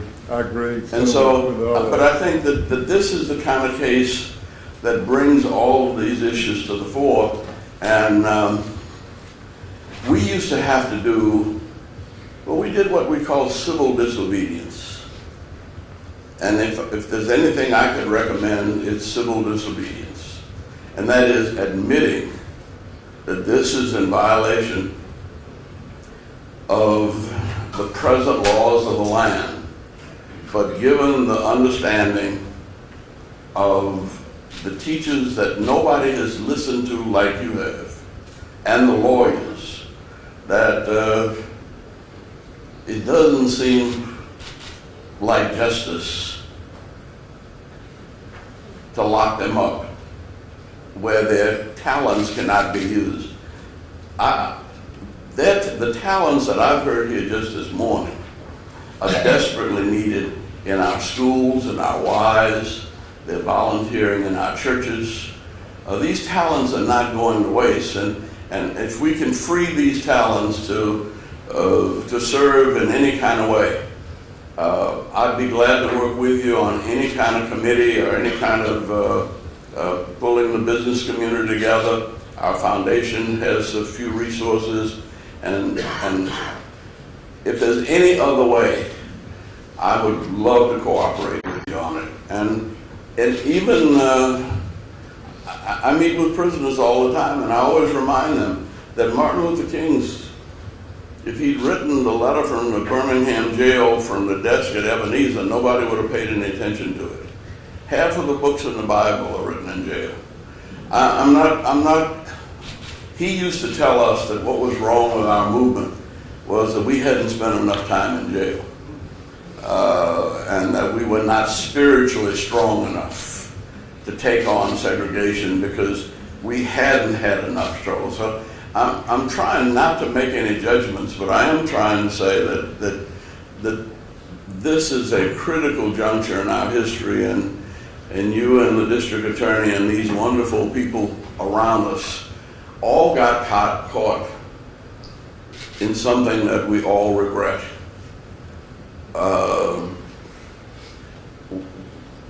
Saddest thing I've ever seen. But we probably regret just not raising hell and quitting and refusing to do it. I mean, but when you have come up poor, when you've had to borrow less money. My wife got her master's degree at Queens College for $16 a quarter. She picketed Senator Talmadge. She didn't mind getting fired because she didn't have any debts. But when you come out of college with $75,000 of debt and then get a master's, and you're not free. And so it's really You got a mortgage, you got. It's really the kind of mess, Your Honor, that I think you have the character and the courage and the wisdom and the community support to accept it any way you sort it out. And I thank you very much. Thank you. I respect you as much as you do. And whatever you do, I will do my best to support you. Thank you. Okay. Thank you. Now we would call Judge Moore to the stand.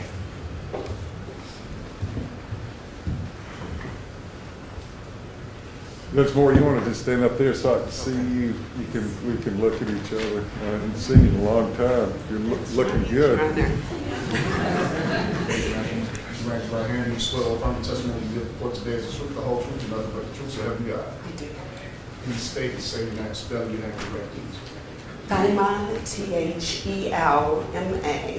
Wyatt, Wyatt, Cummings, Cummings, Moore, Moore. Good morning, Your Honor. Good morning. We have known each other for more than 30 years. We've been through quite a lot together, almost neighbors on the 4th floor of this building. We've been friends for a long time. A very long time, Your Honor. I come before you today knowing of the dedication of your family to the education system, your own dedication, the achievements and accomplishments of your children, your own accomplishments. And I know that you have compassion to look at this entire situation. I'm also well aware of the hard work that has been put in by all of the attorneys in this case, attorneys who have labored for so many years and at great sacrifice to themselves because they were unable to truly carry on a practice except for this case. I know it's been hard on you over such a lengthy period, and I empathize with you on that. It's been hard on me, but I agree with you. The dedication of these lawyers is something that this community should be proud of, and the dedication of the prosecutors and the dedication of the jury. Yes. And it, just sitting here, it's just awe-inspiring to see our system of justice work in the way that it did. And I was very proud of everyone involved in this trial. Yes. So anyway.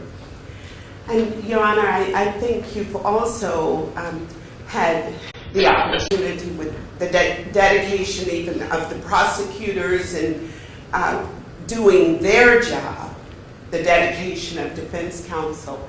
And this morning you've had the opportunity to see the humanity in the defendants who have been before you. You've seen the level of their education, their training, their character, their dedication to the children.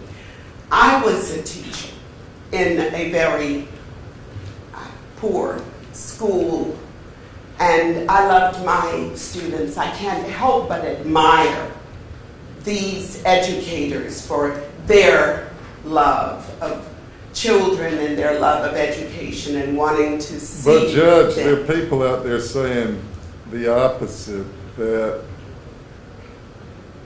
there were children that were robbed and suffered because of this ingrained system of passing these children on when they shouldn't have been passed on. And, I agree with you. Yes. I don't have anything bad to say about their teaching, but why we're here. And that's where I'm at. I have no quarrel with their dedication, but they made some terrible decisions. Your Honor, I would hope you would look at them holistically as human beings if they made decisions in whatever time frame you're speaking of, but they have done very well in educating, and they still have much to contribute. And that's what I'm asking you to look at, is the situation from a holistic point of view. I would also like for you to recognize the thinking of Dr. Martin Luther King Jr., and it is very difficult to follow the ambassador, Andrew Young. Oh, it's impossible. It truly is. Martin Luther King Jr. said that power is love implementing justice and mercy. You have that power, Your Honor, to implement justice and mercy and to fashion a sentence or punishment that actually fits this crime while not extinguishing the contributions yet to be made by these educators. And I am here today speaking on behalf of a community that is torn with the notion that these educators face or could possibly face a sentence entailing incarceration, that you have that power to exercise and implement justice and mercy and fashion a sentence that would enable them to move on with their lives. They have indeed suffered. Whatever wrongdoing has obtained, the light shines on that so that we can hopefully brace up and correct the education system. But these people in this moment still have very much to give to our society, and I believe you can be creative in fashioning that sort of judgment. With Judge Moore, it was like watching a slow train wreck. I was yelling, don't get on the train. Don't get on the train. But they jumped on the train.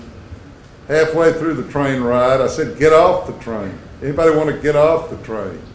Nobody got off the train. And the train wrecked. And I think the verdict spoke the truth. And I understand what you're saying. And I love you. I've known you so long. I admire you. And I'm going to do the best I can, Judge, okay? And Your Honor, it was truly mutual. Okay. And I implore you to look within your heart.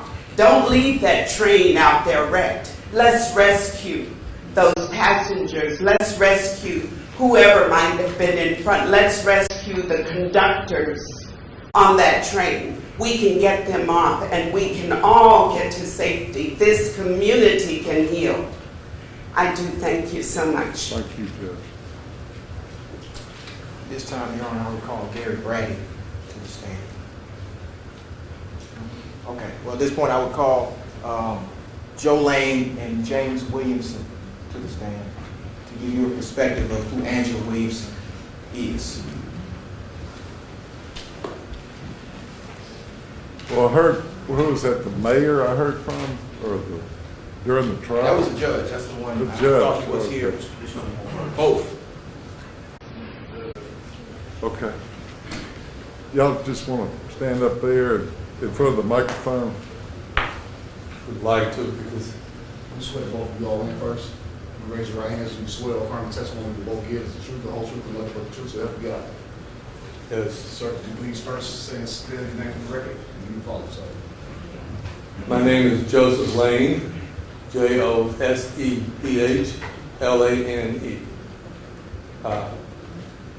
And the time to go in. Yeah, just go ahead, sir. Okay, thank you. Thank you. I'm Angela's brother, her oldest brother, and You look older.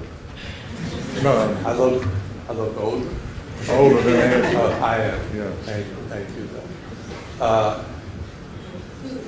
You, in fact, relaxed me by saying that. Judge,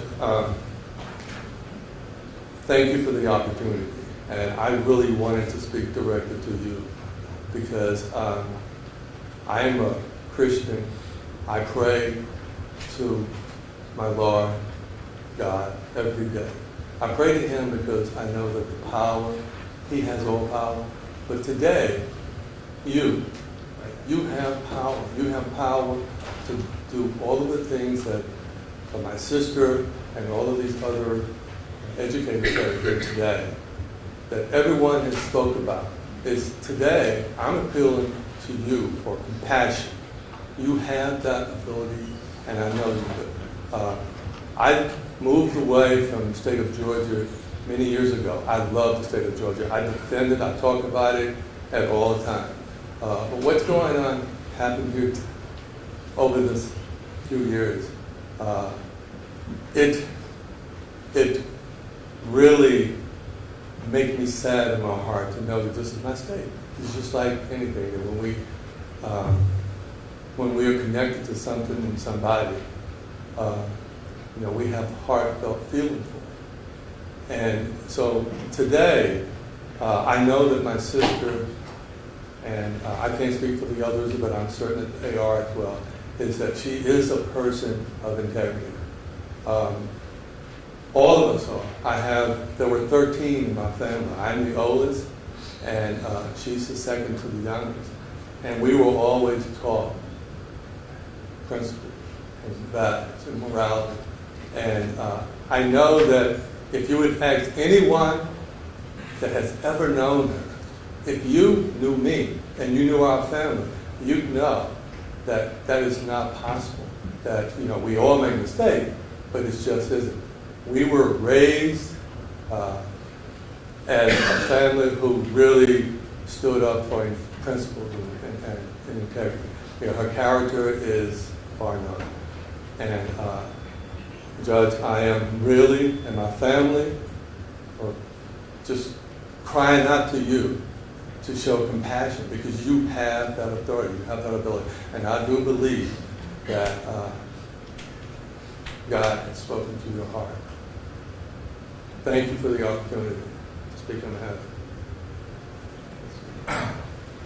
James Williamson, JamesWilliamson. Good morning. Judge, I'm Angela Williamson's husband. I know you sit on the bench for 8 months for this trial, but we've been going through a nightmare for 4 years. It's been a nightmare, young. This young lady right here, she would get up at 6. We wouldn't see her no more till maybe 6 or 7 o'clock. That's Monday through Friday.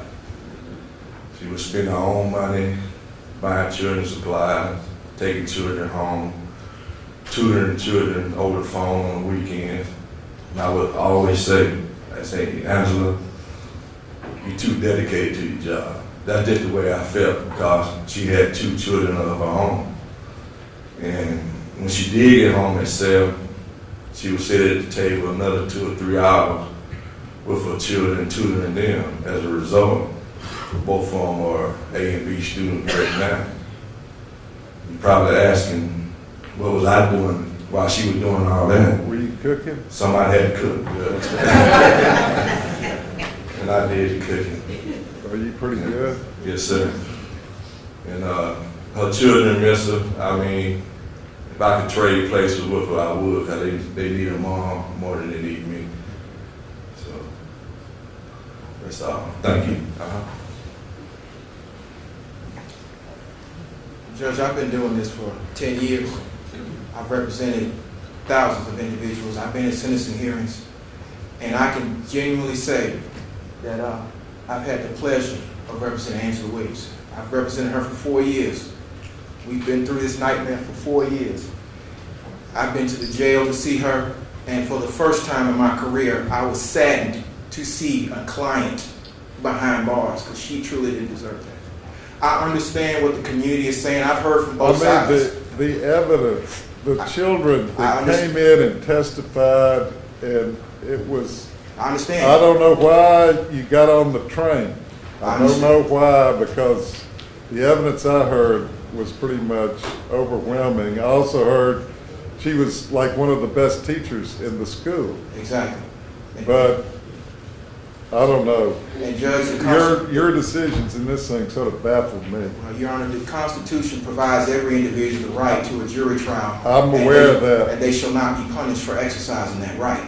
Well, the fact of the matter is, generally, that's what happens. If people don't accept responsibility, and people will tell you that when people accept responsibility, I bend over backwards to try to give them a shake. But the reality is that if you don't accept responsibility, there's no recognition of harm, then a lot of times you get what you deserve. Your Honor, I understand that. I also understand the purpose of the criminal justice system is to rehabilitate as well as punish.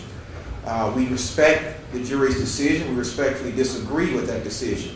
But we do understand that there's a need to heal this community. And to throw Ms. Williamson's talents away, as you heard from every single witness, that she's an excellent teacher, would not be a service to this community. She should be allowed on probation to give back to this community, and not to have the community support her incarceration. And that's what we're asking, Your Honor. We're asking for her to be able to tutor and assist as she's always done. And you heard from every child that she was a great teacher. You heard that she was a great educator. And I think that's what would be appropriate in this case, that she be allowed in a program. I hear the DA's office has a program where they're going to remediate these children. I've heard Ms. Hayes Tavares talk about the fact that her children have still not received any remediation. And if this truly is about the children, it's about that remediation and not about incarceration. So what I'm asking for with regard to Ms. Williamson is first offender and a term of probation to give back to the children that were harmed. But if you remember, every child that came in and testified either for or against her are exceptional children to this day. So she builds exceptional children. I ask you allow her to continue to build exceptional children with first offender probation. Thank you. I appreciate you not wearing that coat again. I probably want to retire that, but I have some others though.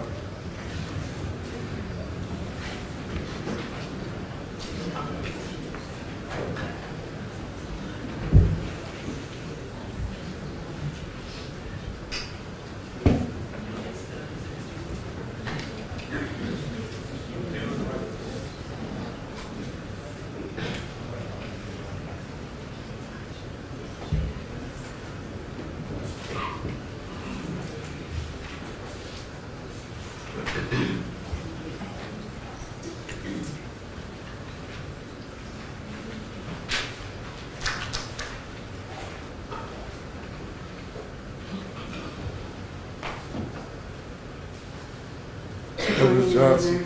Hello, sir. I think our witnesses in the hallway, Ms. Marsha Davis Roberts.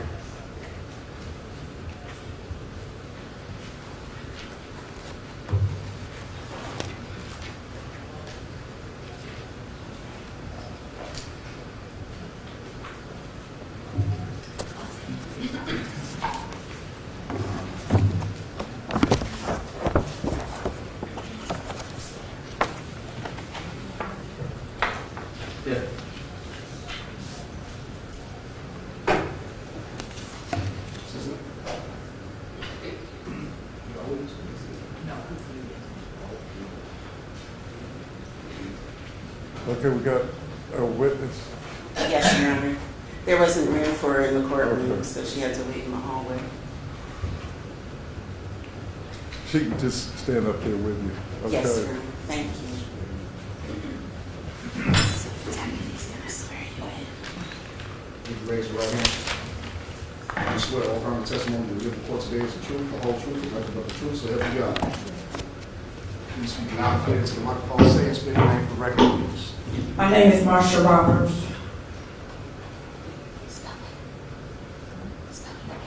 MARSHA-ROBERTS.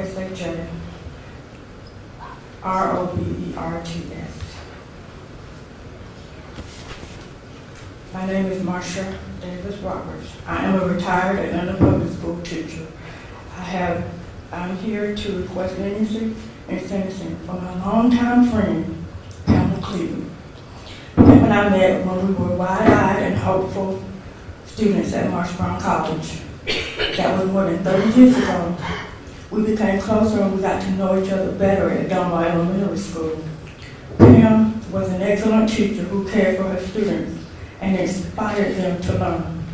While teaching, she also sought to meet the students' basic needs, spending her own money and time, accumulating everything from clothing to food for her children, many of whom came from impoverished backgrounds.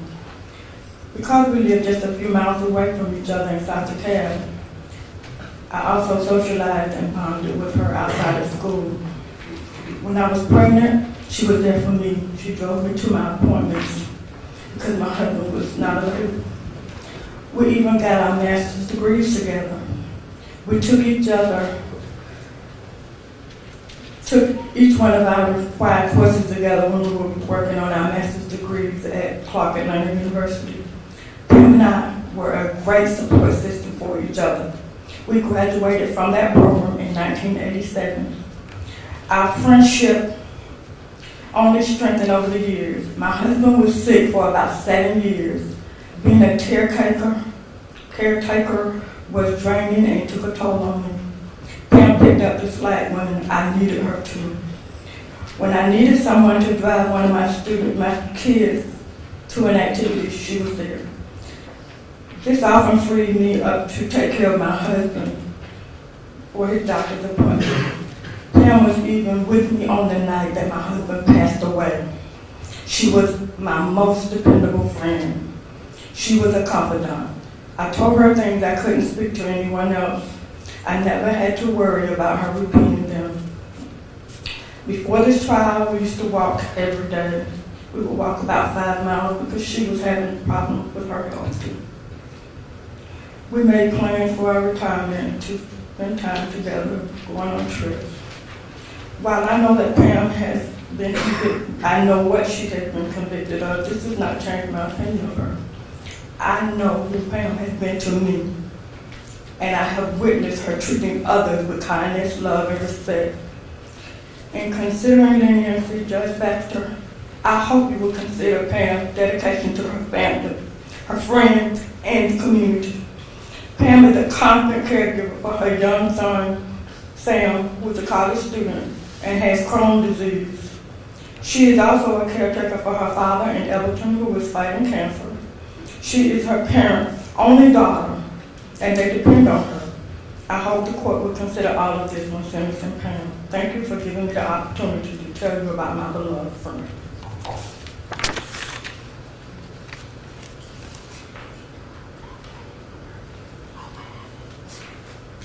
Ms. Johnson, who's next?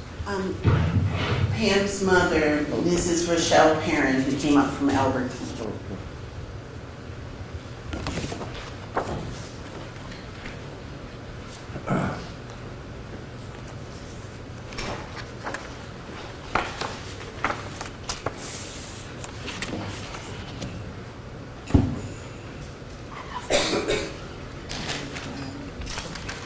Now, would you raise your right hand? Do you swear or affirm the testimony you will give the court today is the truth, the whole truth, and nothing but the truth, so help you God? Yes. Please say and spell your name correctly and speak to the microphone. My name is Rochelle Perrin. ROSHELL PERRIN. I am Pamela Cleveland's mother from Everton, Georgia.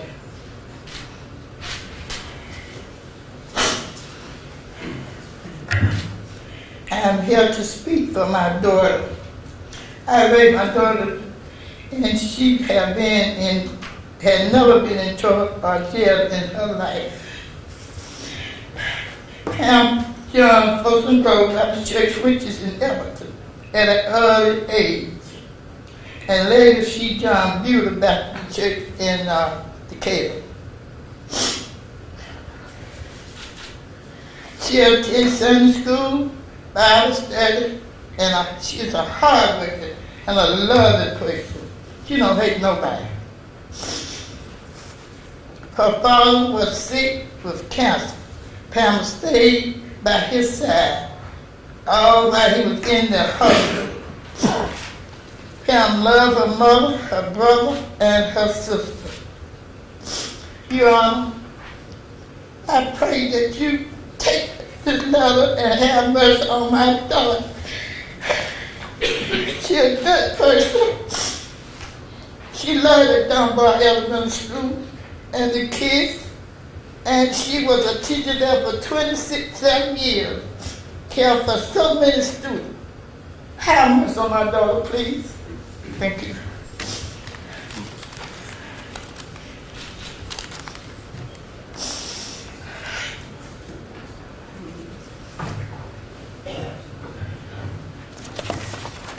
Your Honor, one of the things I want to share with you is that as I have spoken to people about Mrs. Cleveland, one of the themes that has emerged is that she cares a great deal for others. And so that's why I want to highlight from what her friend Marcia and her mom, Mrs. Perrin, shared, that she cares a great deal for others. She's a caretaker. Her parents, like many of our older parents, are unable to drive that much. When her dad has sought cancer treatment here in Atlanta, she has been the one to drive to the appointments, to find out what was going on, to manage his care. She manages her son Sam's care as well, who struggles but is dealing with Crohn's disease while in school studying. So we just ask that the court give Mrs. Cleveland leniency. We're asking for a probation sentence and for first offender, and we hope that the court will consider that. I'd like to have this opportunity to ask for family members to stand so you can see them. Where'd y'all go? This is her son, Sam, and here are the other family members and friends, including her father, who came up from Elberton as well. And so we thank the court for your time.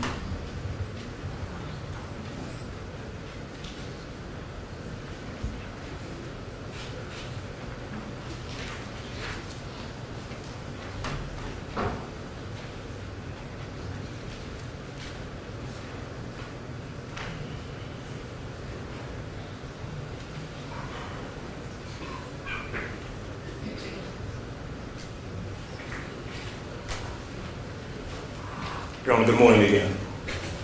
Just as you know, Mr. Franks and I represent Diane Buckner-Webb. And you know what we look like. You probably know a little bit what Ms. Buckner-Webb looks like because we've been kind of way back there throughout most of the trial. One of the things I heard you say a little earlier that I wanted to pick up on was when Dr. Evans was talking, you said that it was refreshing. It was a good thing to hear from one of the individuals who was charged in this case, because the reality is that you haven't heard from them. You've heard statements, you've heard investigative reports, and you've heard their defense through us, right? But you don't really know Diane Buckner-Webb.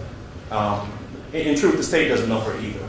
And although they've had a case that they've presented, I want to tell you a little bit about Ms. Buckner-Webb, because you're ultimately the person who's charged with sentencing her on the conviction that's been returned by the jury. I'm not telling you anything you don't know, but I do want to take a little bit of time to tell you about Ms. Buckner-Webb, her background, where she comes from, and recognize some of her family members who are here in the courtroom.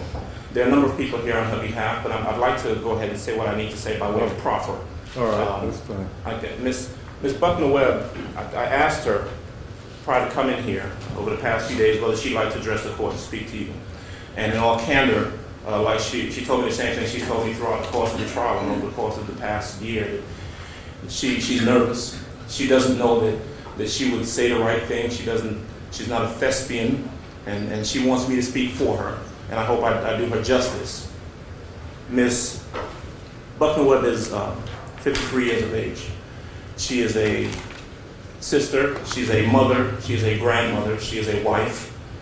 She was born in Vero Beach, Florida, back in 1962. She grew up in Vero Beach. She went to high school in Vero Beach. and she met her husband when she was 14 years old. They've known each other since before that, really. Right around 13, 14, they got married a few years later. They are high school sweethearts. And he is here with her today, has always been here with her. She left Vero Beach and went away to Bethune-Cookman College, where she graduated with a bachelor's in business administration in 1984. It bears saying that she comes from humble beginnings. Her mother was the head custodian at a school district down there.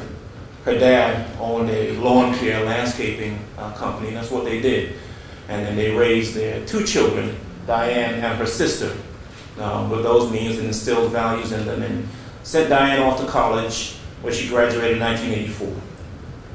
She left and she went to work for a while after she graduated. She worked at Harbor Federal Bank. She was a bank teller for a period of time. She worked at the headquarters of Racetrack Petroleum up here in Atlanta. She left Florida and came up here to Atlanta. She worked at the Glidden Paint Company in an administrative position. She worked there for a number of years. And then she went back to school. She went back to Morris Brown, where she earned her master's in early childhood education. She continued her education. She also did some studies at Georgia State University. In 1992, she obtained her certification, and that is when she graduated with her master's and went on to teach. She started at Cascade Elementary. She was at Cascade Elementary from 1993 to 2000, and during that period of time, she taught kindergarten, first grade, and third grade primarily. She was a good teacher. She loved her kids. She got up every morning and went and did what she could. I describe Diane as a worker bee. Right? She's not someone who sought the limelight. She didn't stand out, but she loved the kids and she taught them well.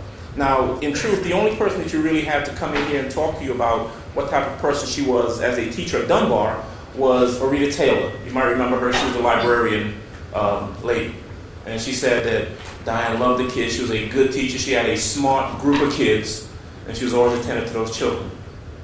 Well, Diane left Cascade Elementary, and she came to Dunbar in 2000. She was at Dunbar from 2000 to 2012.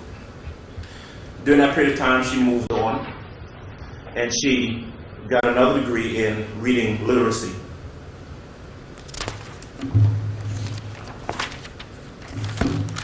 She continued to teach and taught until she left the Atlanta school system in 2012. You should know that she and Tony Webb, and Tony, would you stand up, please? This is her husband. Tony Webb, you've probably seen his face, thank you, Tony, a few times over the course of the last 8 months. He's been here with her when he hasn't had to have been at work. As I've indicated, they grew up in Vero Beach together. They dated since the 11th grade. He graduated from Vero Beach High School just like she did. He went on to Tampa Tech, got a degree in engineering and worked in Florida, and currently works for the Alabama Gas Company as a computer engineer.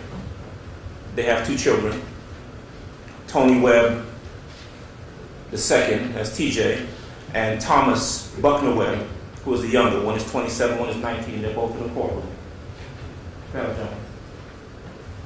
That's Tony, that's Thomas. Those are her children. They have raised both of those kids well. Tony works, has always been gainfully employed after graduating from school. Thomas is currently in school, and they're doing well. Ms. Buckner Webb is a sister, as I've indicated. Her sister, Jennifer Buckner, lives in Cobb County, is also a second grade teacher. You might recall that Diane was a second grade teacher at Dunbar. Jennifer is a teacher at Bryant Elementary and has been for 8 years. There is one person that I would like for you to hear from, and that is, I indicated I do most of this by proffer, but her niece, Morgan Alexandria, wanted to say a few words to the court. She's also a teacher. She's present, and if I can have her stand up and step forward right now. Morgan. She had a few words that she wanted the court to hear from her in regards to her aunt.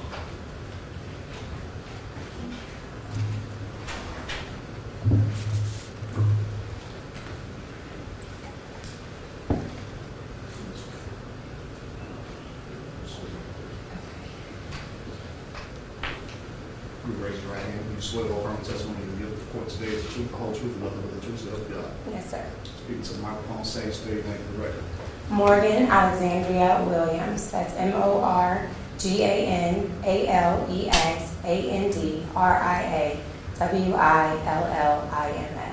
Right up long.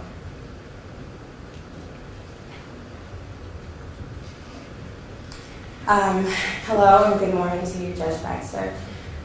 This is incredibly heartbreaking for me. This is a lot on me, but I want to stand here today to speak on my aunt's behalf. I know many people have spoken about degrees and accomplishments and things like that, but I want to speak about who she is in character to me.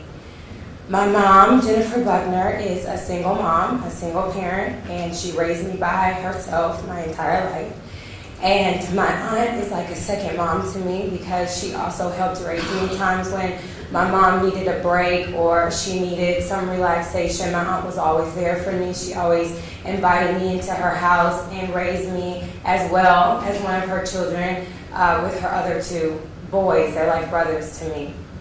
I've always known my aunt to be a teacher ever since I've been in this world, as long as my mom has been a teacher for 20-something years, and she's always been a positive role model in my life, someone always correcting me and always helping me in my education as well as her boys.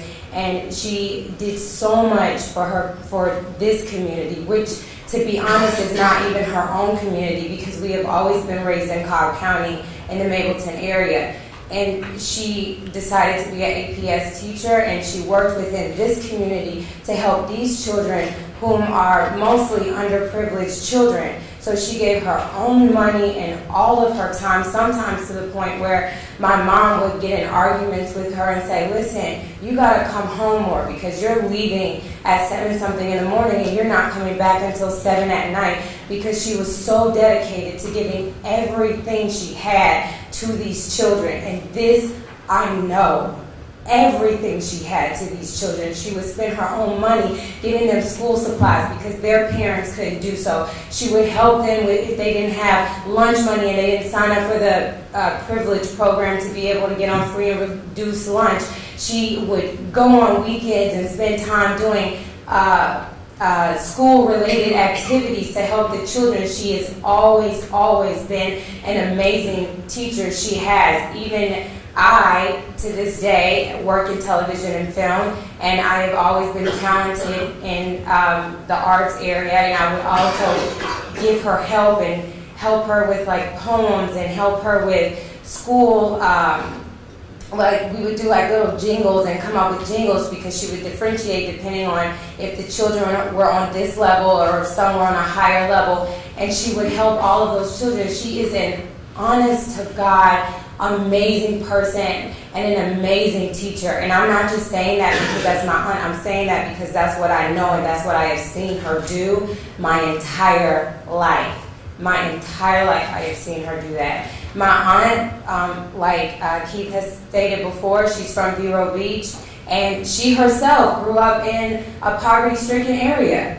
And she was bused off to an area in Vero, because at the time when they were growing up, Vero Beach only had one high school, one middle school, and it was predominantly white. And she was bused off to that school where she had to do things for herself and stick to her education and work hard. And I want you to know, Judge Baxter, who she is as a person. You see, the media has thrown negative things and slurs and just outrageous things that do not describe who Diane Buckner Webb is as a person, as an educator, as a human being. And I feel like, and I am asking respectfully, I respect the jury, but I do not agree with their decision, with the decision that they made. And I feel in my... I agree with it. I agree with it. But, you know, people have their own opinions about things, but I sat here for the whole thing. And they honestly evaluated all the evidence and came to a true verdict. But anyway, go ahead. Judge Baxter, I sat here as well. And you probably don't remember me, but I sat back there by the media many days, and especially through the entire time when the Well, anyway, we're not gonna retry the case. I just wanted to say that outside Okay. here as well, so I apologize. That's okay.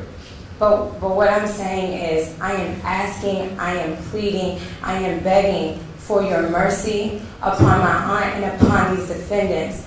Your Honor, I do not believe that this community wants to see these defendants being thrown into jail. We have a courthouse today full of community people who are here in support of, besides the media, but in here in support of these 11 defendants, as well as overflowing the outside, overflowing another room. These are not people who want to see these defendants go to jail. I do not believe in my heart, and as a society, a good person in society, I have never done anything. I have never been in trouble with the law. I do not believe as a person in this society that people would want to see this happen to 11 educators who honestly have given their entire, they have not been doing this for 10 years, for 5 years, this is 20 years on. You have to love children to want to do that, and especially in the inner city when there are so many adversities thrown at you. I am just pleading with you, and I am asking from the bottom of my heart that you have mercy from your heart. And I know that you do because I've seen you in this trial as well. You are a good man and a good person, and I know that. And I am praying and I am asking that you have mercy on my Aunt Diane Buckner-Webb as well as these defendants. There is a faction of the community that wants me to throw the book at everybody. You know what throw the book at means? Yes, I've heard Just it before. max them out. And there is a segment out there that wants that. So, you know, being a judge, you know, you have easy days and you have hard days. You have easy trials and you have hard trials. This is one of the hardest things I've ever could imagine being part of my job description. But anyway, I appreciate it, and I know that you're giving me those comments from your heart. I am, and I'm sorry, and I don't mean to waste any more of your time, but I am also a substitute in Cobb County, but in the Title I schools. And I know what it's like to work with children that come from desperate measures and that come from having nothing, and so do they. And I'm just praying, and I'm sorry, I don't even know if I'm supposed to say that, but I really do hope that you have mercy on your heart, please. Okay, thanks. Thank you.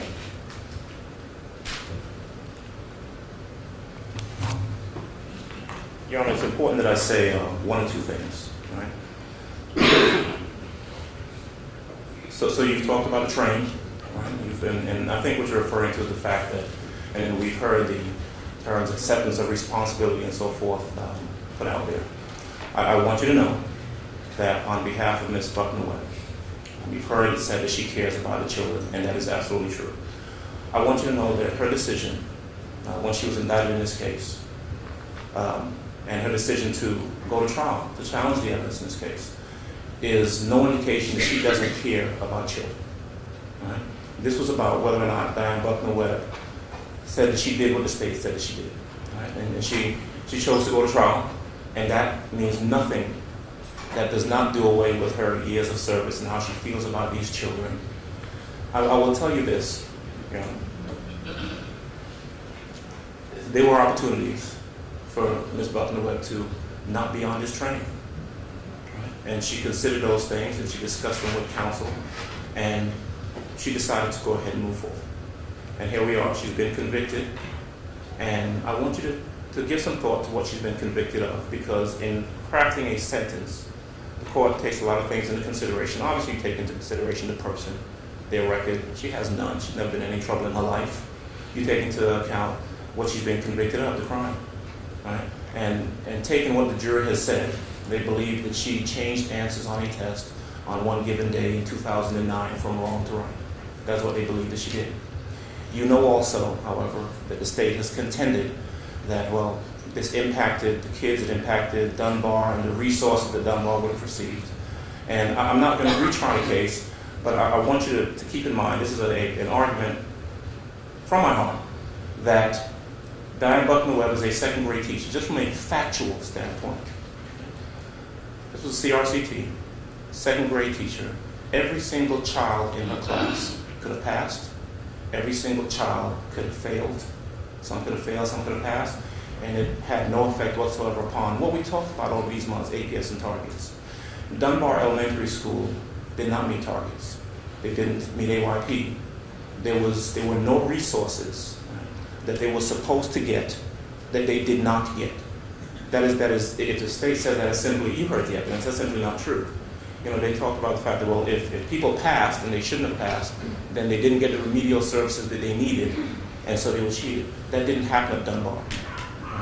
And so that is something I want you to take into consideration as well. I am not saying she's been convicted. She's in front of you. But actually, the sentence is what is appropriate. And Mr. Griggs, I think, talked about everyone has an opportunity to go to trial. And you know what? I was a prosecutor for a long time. And I used to say back the same thing that they say now. Right? Well, if you go to trial, you get a harsher sentence than if you had pled out. And no, we're not punishing you for going to trial. We're saying that you should have accepted responsibility. Well, I don't believe that anymore. Right? I'm sorry, I just don't. I think that you go to trial, if you lose, you get sentenced. Right? You get sentenced to what's appropriate. In regards to Ms. Buckner-Webb, because of who she is, what she's been convicted of doing, I do not think that sending her to prison is an appropriate sentence under any set of circumstances. I would ask you to consider sentencing her to whatever period of probation you believe to be appropriate.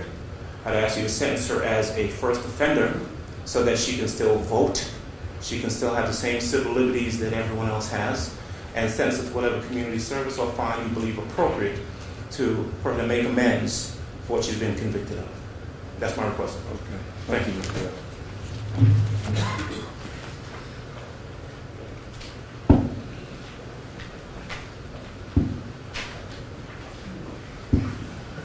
Good afternoon, Jim. On behalf of Topeka Jordan, she has been convicted.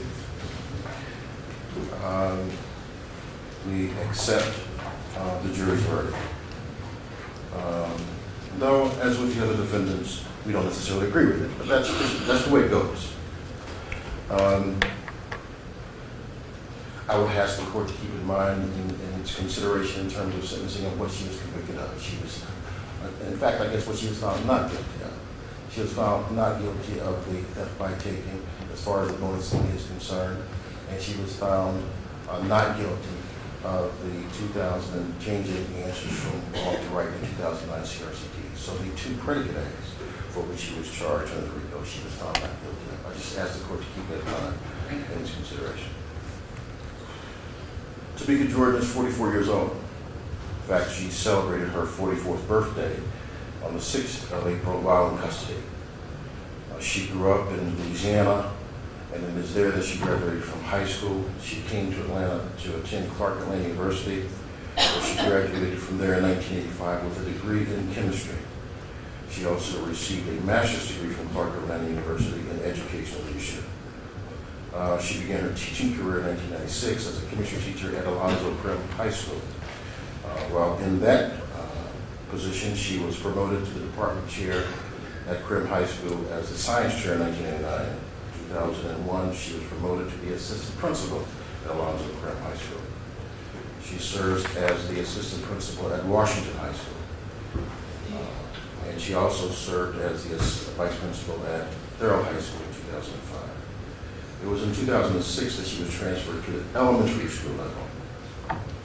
And she served a very short stint at Fickett Elementary School, and she became the vice principal at Deerwood Elementary School in October of 2006. Here to support her today and throughout the entire trial has been her mother, Ms. Jordan. You stand up, please. She's been here as a court almost every day for the past 8 months. Her father is here, Mr. Reginald Jordan is present, her sister, her best friend, Miss Tiffany, there she is, and other friends and family. I have provided the court, of course, via email with some other letters. I hope the court had an opportunity to read those and review those. Yes, I read from those. others. I'm going to first let Mr. Jordan come up, please.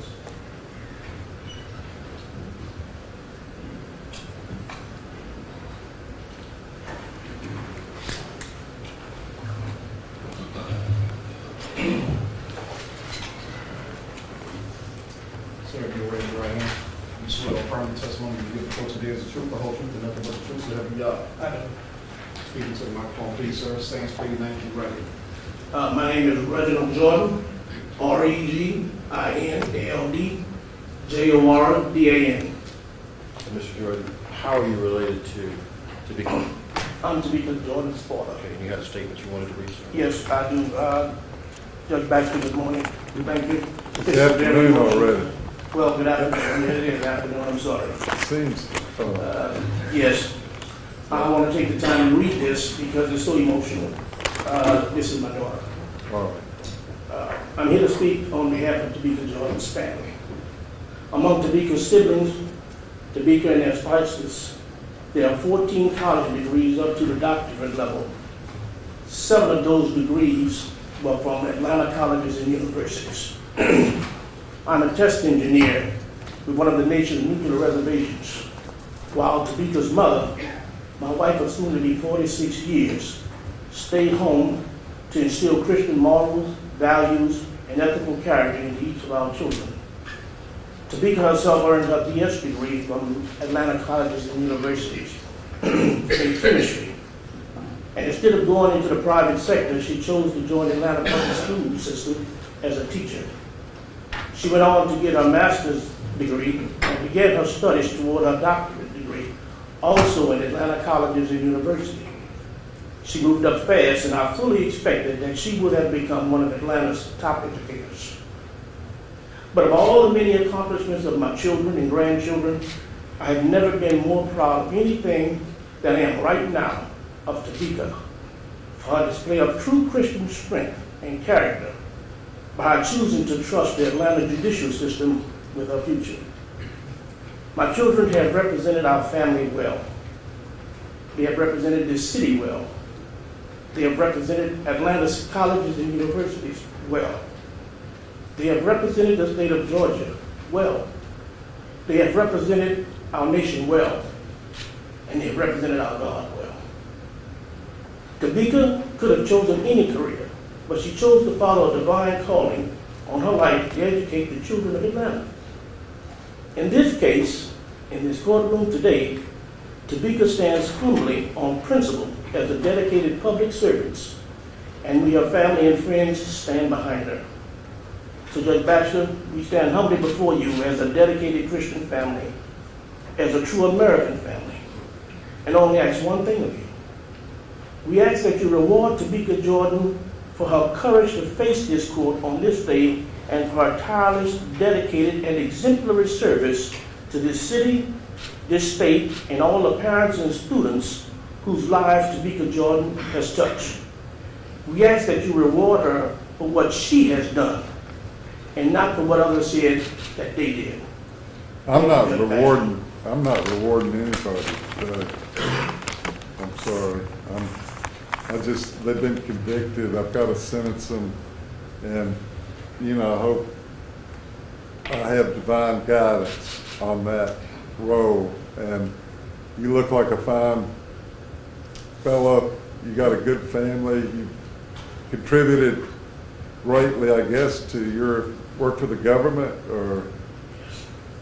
and your daughter's a good school teacher. But I just asked. I'm just saying. I don't know. Bad decisions were made by people, and then there are consequences. But I'm not rewarding anybody today. I humbly ask that you just look at what she did, and not what other people said that they did. All right.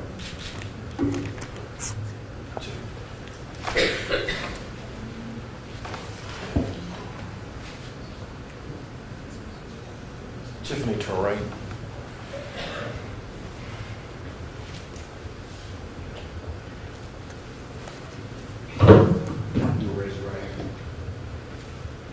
You swear or affirm the testimony you give the court today is the truth, the whole truth, and nothing but the truth, so help you God. I did. Speak to the microphone now, clear second, spell your name for the record, please. Tiffany Torain, Tiffany Torain. Good afternoon, Judge Baxter. May it please the court. My name is Tiffany Torain, and I work in the HR field in the state of Michigan. Tabika Jordan has been my best friend for over 30 years. I am aware of the jury's decision in this case, and as an attorney, a member of the state bars of Michigan and Louisiana, and a former prosecutor, might I add, I know how difficult it is to stand in judgment of another. However, I implore you to view Tabika as the trustworthy, caring, and committed friend that I know her to be. I know firsthand of her spiritual upbringing and her strong family bond.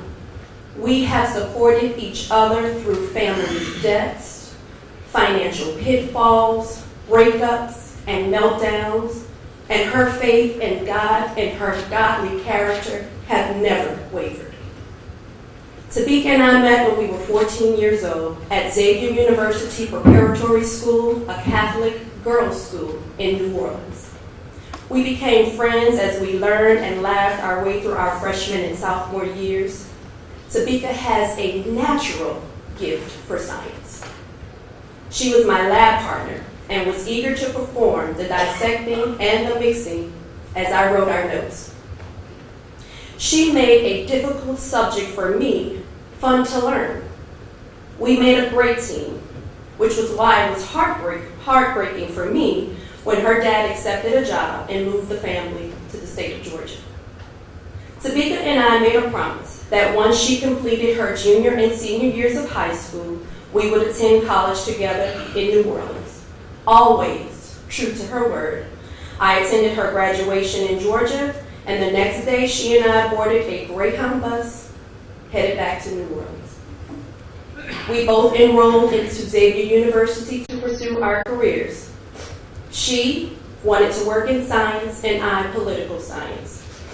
Those few years of college for us were a wonderful adventure. However, when out-of-state expenses became an issue for Tabika, she returned to Georgia and entered university here. She sometimes worked 2 and 3 jobs to take care of herself. When I would visit her in Atlanta during college, I marveled at her determination to obtain her degree.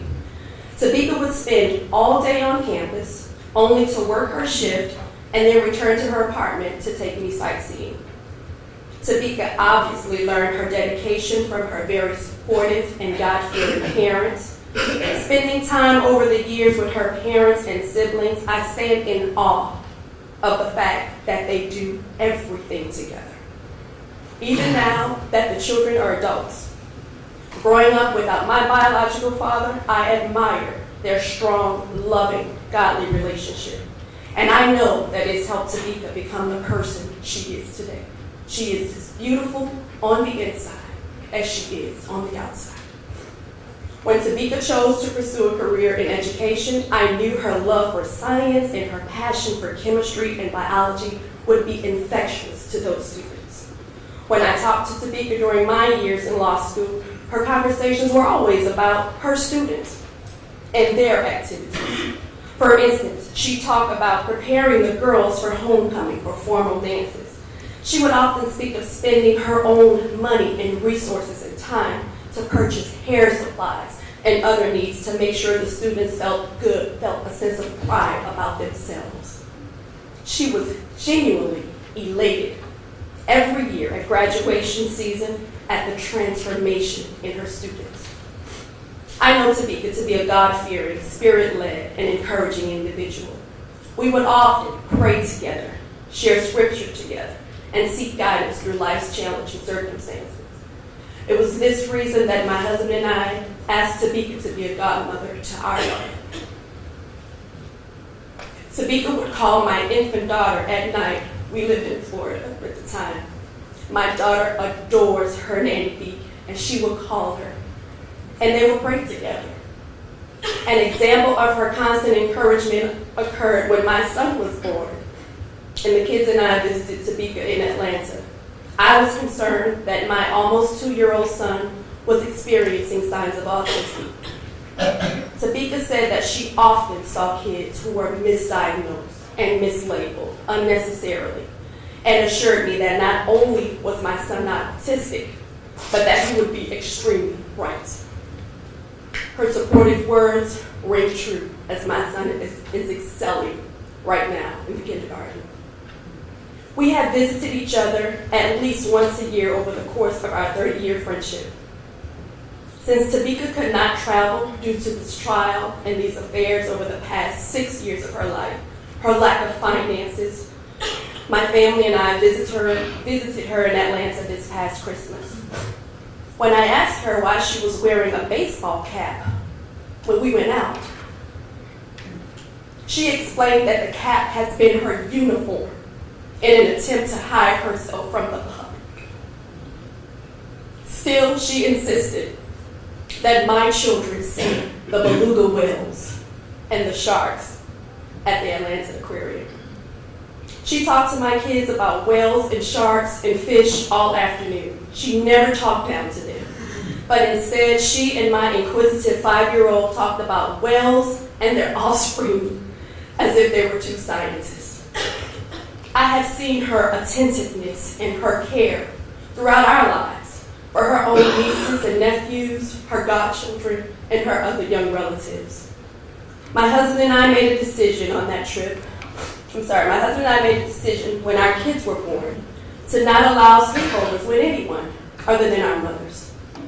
But after we left Atlanta this past December, witnessing her dote over my children, while at the same time providing correction, godly correction, we agreed that our children could spend time with her during the summer, for they adore their Nanny Beak. This underscores how much we trust Topeka to help in the upbringing of my children, whom I love more than life itself.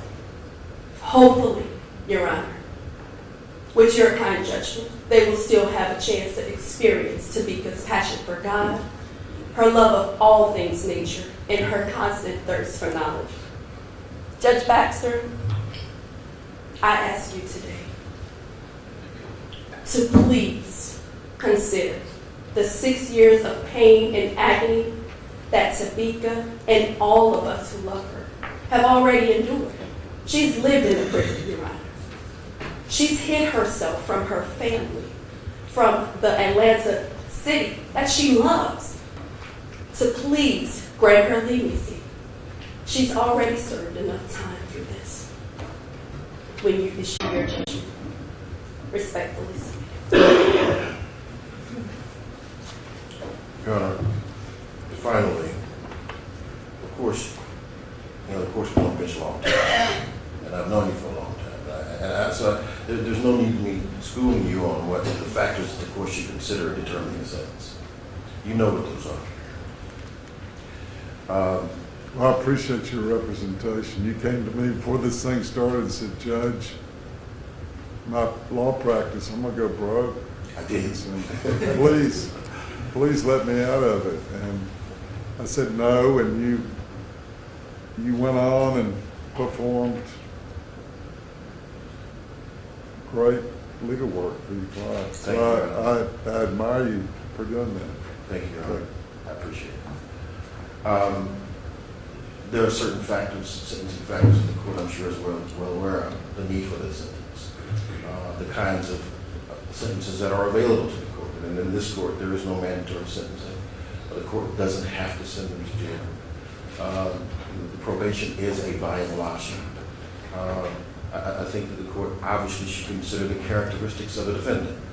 And the defendants have put forth evidence today of many of the positive things. And though you are not rewarding, I'm sure that the court is going to take into consideration who the whole persons are. Not just this one little period of their lives, but their whole lives. And then there's a question of a need for the sentence. There's no need to protect the community from violence. There's there's no likelihood in this instance with Mr. Topeka Jordan and any of these defendants that they will reoffend. There's no specific characteristic that one can point to of these particular defendants that needs to be sort of rehabilitated, such as drug program or something like that. So the question is what is needed. It's pretty much just retribution. It's retribution and punishment. That comes down to the question is what Your Honor will do.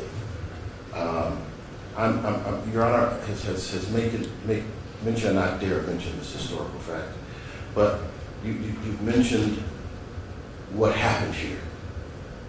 And I think if we put some of this in historical context, maybe. I remember there was a period in history when African Americans and white folks didn't go to the same school. And who knows the human tragedies that took place as a result of what was then legal segregation. The society overcame that, but there was no RICO. Nobody went to prison for it. There have been periods and years of social promotion in schools. Maybe not the CRCT, but just moving children along. And children have suffered from that. And I would suppose that there have been some of those students who wound up before Your Honor as well. This was before CRCT. There was no RICO, and nobody went to prison. So what I'm saying, Your Honor, is that we are able to overcome this historical moment without prison, without incarceration. Today in the state of Georgia and around the country, states are becoming very aware of the inappropriateness of incarceration for nonviolent offenders.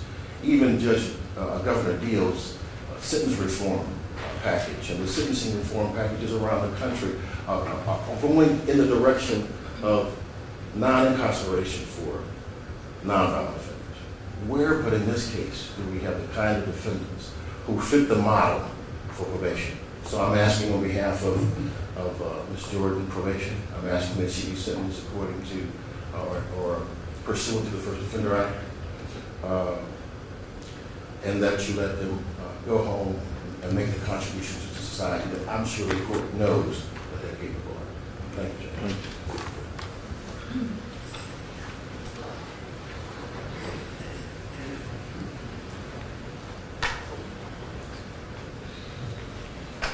Evans, where are we? We got two more? Two more, Your Honor. Okay.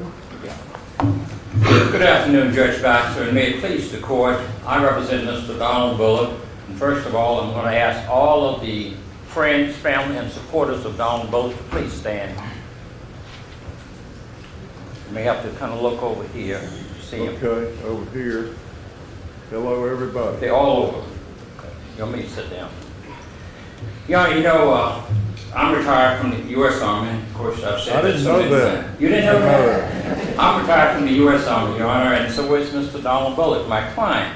And maybe many years ago, even when you sometimes had to sentence people, you may have even used that option of Army or the jail. Well, in this particular case, Mr. Bullock has already served honorably in the U.S. Army, and he's served enough time in jail. With that being said, I'd like, first of all, to call one of his very good friends, Mr. Michael Bird. Mr. Bird, come up, please.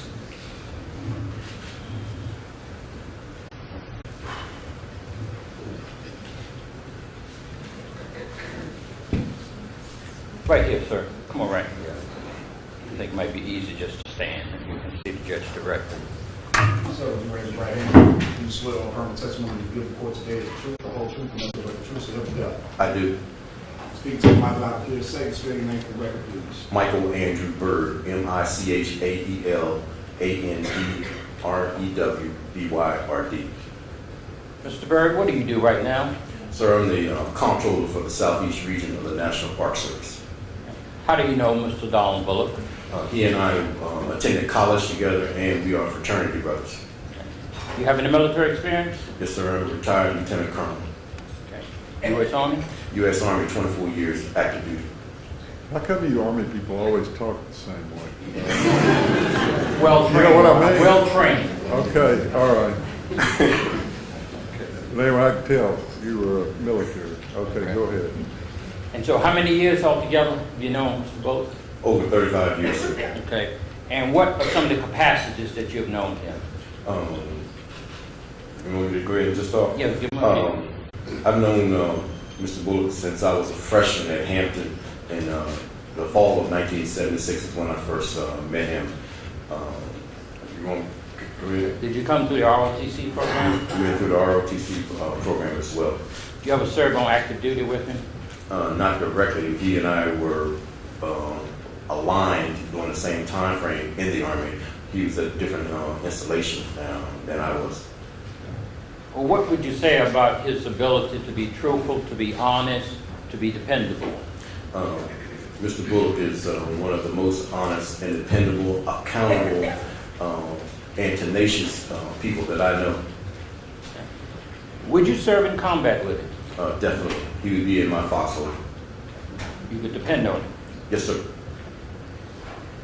Knowing now that he has been convicted of 4 charges, to include 1, the RICO charge, and there are 3 other charges, 2 of them are false statements and writings, and 1 of false swearing. Having been convicted of those 4 charges, do you still stand by Mr. Bullock? Yes, sir. I stand by him to the end. And knowing him the way that you know, what do you have as a recommendation for a sentence, perhaps, that this judge is about to render? Judge Baxter, based on what I know of Donald, I would pray that you would give him probation and the time that he's already served for this conviction. Thank you, sir. Thank you. I would ask Mr. Ed Scott to come forward.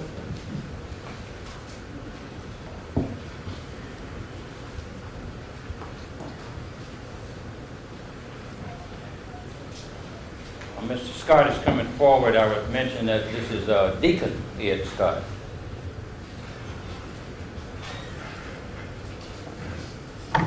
Sir, would you raise your right hand? You swear or affirm the testimony you will give the court today is the truth, the whole truth, and nothing but the truth, so help you God. Speak to the microphone loud and clear. Sir, state your name for the record, please. My name is Edward Scott, EDWRD. Last name is COTT. I'm also Army retired. What rank? Sergeant Major, United States Army. And Mr. Bullock and I are both deacons in the church of Crossroad Christian Church. How long have you known Mr. Bullock? I've known Mr. Bullock and his family 20 plus years. Do you know anything about his work in the church per se that you're both deacons in? Yes, I do. If I were a young man, he would be the man I want to end up myself after. I mean, I don't think there's an evil body born in that man's body. You know, some people have a propensity to do wrong, but I think he has a propensity to do right. You know, I've listened to the judge and the fellow judge and a couple of the attorneys talk about the train going down the track, and I said to myself, maybe everybody on that train, or maybe not anybody on that train is guilty. I just said to myself. What's that? I'm sorry, I didn't understand. You said that. The train going down the track, you and the fellow judge talked about, and I think a couple of the attorneys talked about the train going down the track. Were you here to hear the evidence against Mr. Bullock? Did you hear the young teachers that testified about what happened in that school? I wasn't present here, okay. I followed it in the media. Well, he should have gotten off the train. Okay, go ahead. I want to turn your attention to the things that you saw Mr. Bullock do for children in that church. He was a leader when it comes to, I think you probably will get Donna Craven later on, in the church, not only the church we're in now, but the former we were, I met him at Fort Gilman Chapel, and he was a leader when it comes to leading children. He's a lover of children. Matter of fact, he took young men who had single parents in the home, single mothers, and he nearly adopted those kids. Matter of fact, he has one in college now that he's putting through college, he's paying for, and he considered this child his son. And I don't know how many men would do that. I'm asking myself, if I had the same opportunity, would I do that? But he's taking that child, they have one daughter, he and his wife together, but he's taking that child on as a child of his own. So he's a great community leader. and I would go anywhere with this man. Would you go in combat with him? Yes, I would. Yes, I would. Like I said earlier, if I didn't leave myself out to anybody, it would be him. All right, the judge asked you whether or not you were here when we heard testimony, but you do know he has been convicted of 4 separate counts. Yes, I do. Knowing that, do you still support him? Yes, I do, 100%. If I had a shred of doubt that this man was guilty, I would be wasting your time today. But I'm here because I know him so well, because we confide in each other every day. Matter of fact, it's been 13 days since we talked. And I don't know what it's like to, you're talking to somebody every day and all of a sudden you're not talking to them anymore. What would be your recommendation to this honorable judge for sentencing? I hope that the judge would show the propensity in his heart that the time that he has served and all the educators have served should be their sentence. And I would hope that he would show compassion. I think probation would be an appropriate sentence for these educators. They're not mobsters, they're not gangsters, they're educators. Thank you, Deacon. Thank you. Thank you, sir. I appreciate it. My third witness is going to be Mr. Ira Daniels. How many you got? I have 2 more, Your Honor. Okay.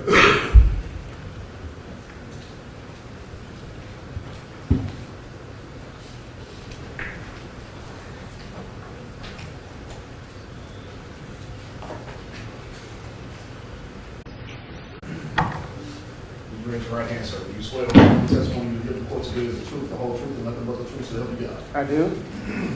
Say and spell your name correctly, please. Ira Daniel Sr., IRADANIELS.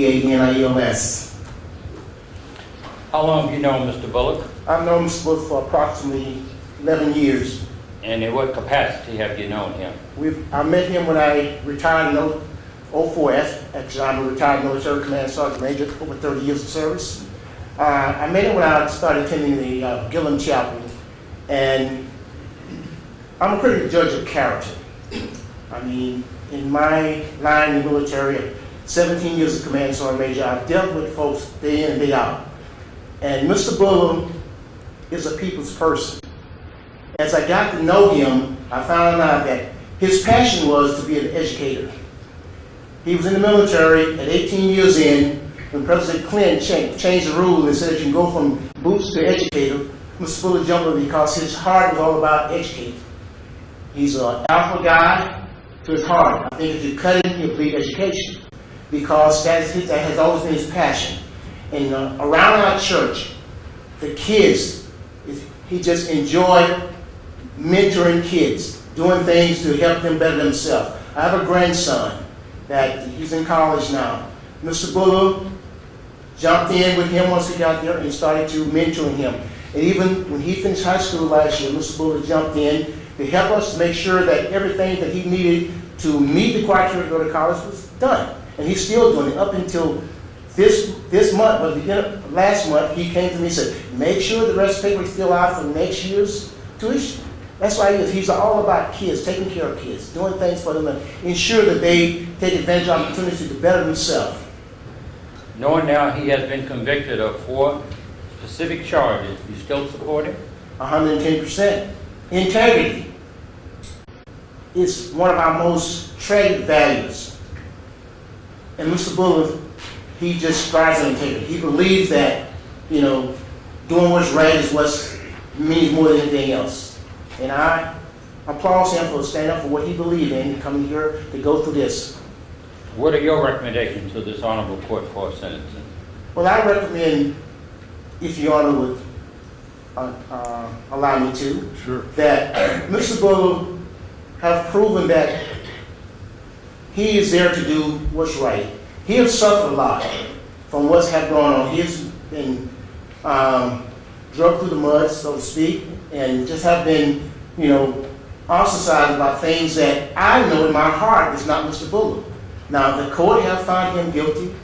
Oh, well. I didn't find him, the jury did. The jury have found him guilty of these things. I mean, this is not the first time someone has been found guilty of something that they didn't do, but let that go. Well, I think maybe you need to move on, because this jury was totally dedicated cross-section of this community that worked diligently to determine the truth in this case. And I will defend their verdict, and I don't really appreciate anybody attacking the verdict. So anyway, we can move on from Your Honor, there. I'm sorry, I wasn't intending to attack him. I was just speaking of how I felt. However, I feel that time he has served and the humiliation he's gone through, his family gone through, have been a toll on him, that he have gone through enough as a stand. That's my opinion. Okay. Thank you. My last witness here is Ms. Donna Craven.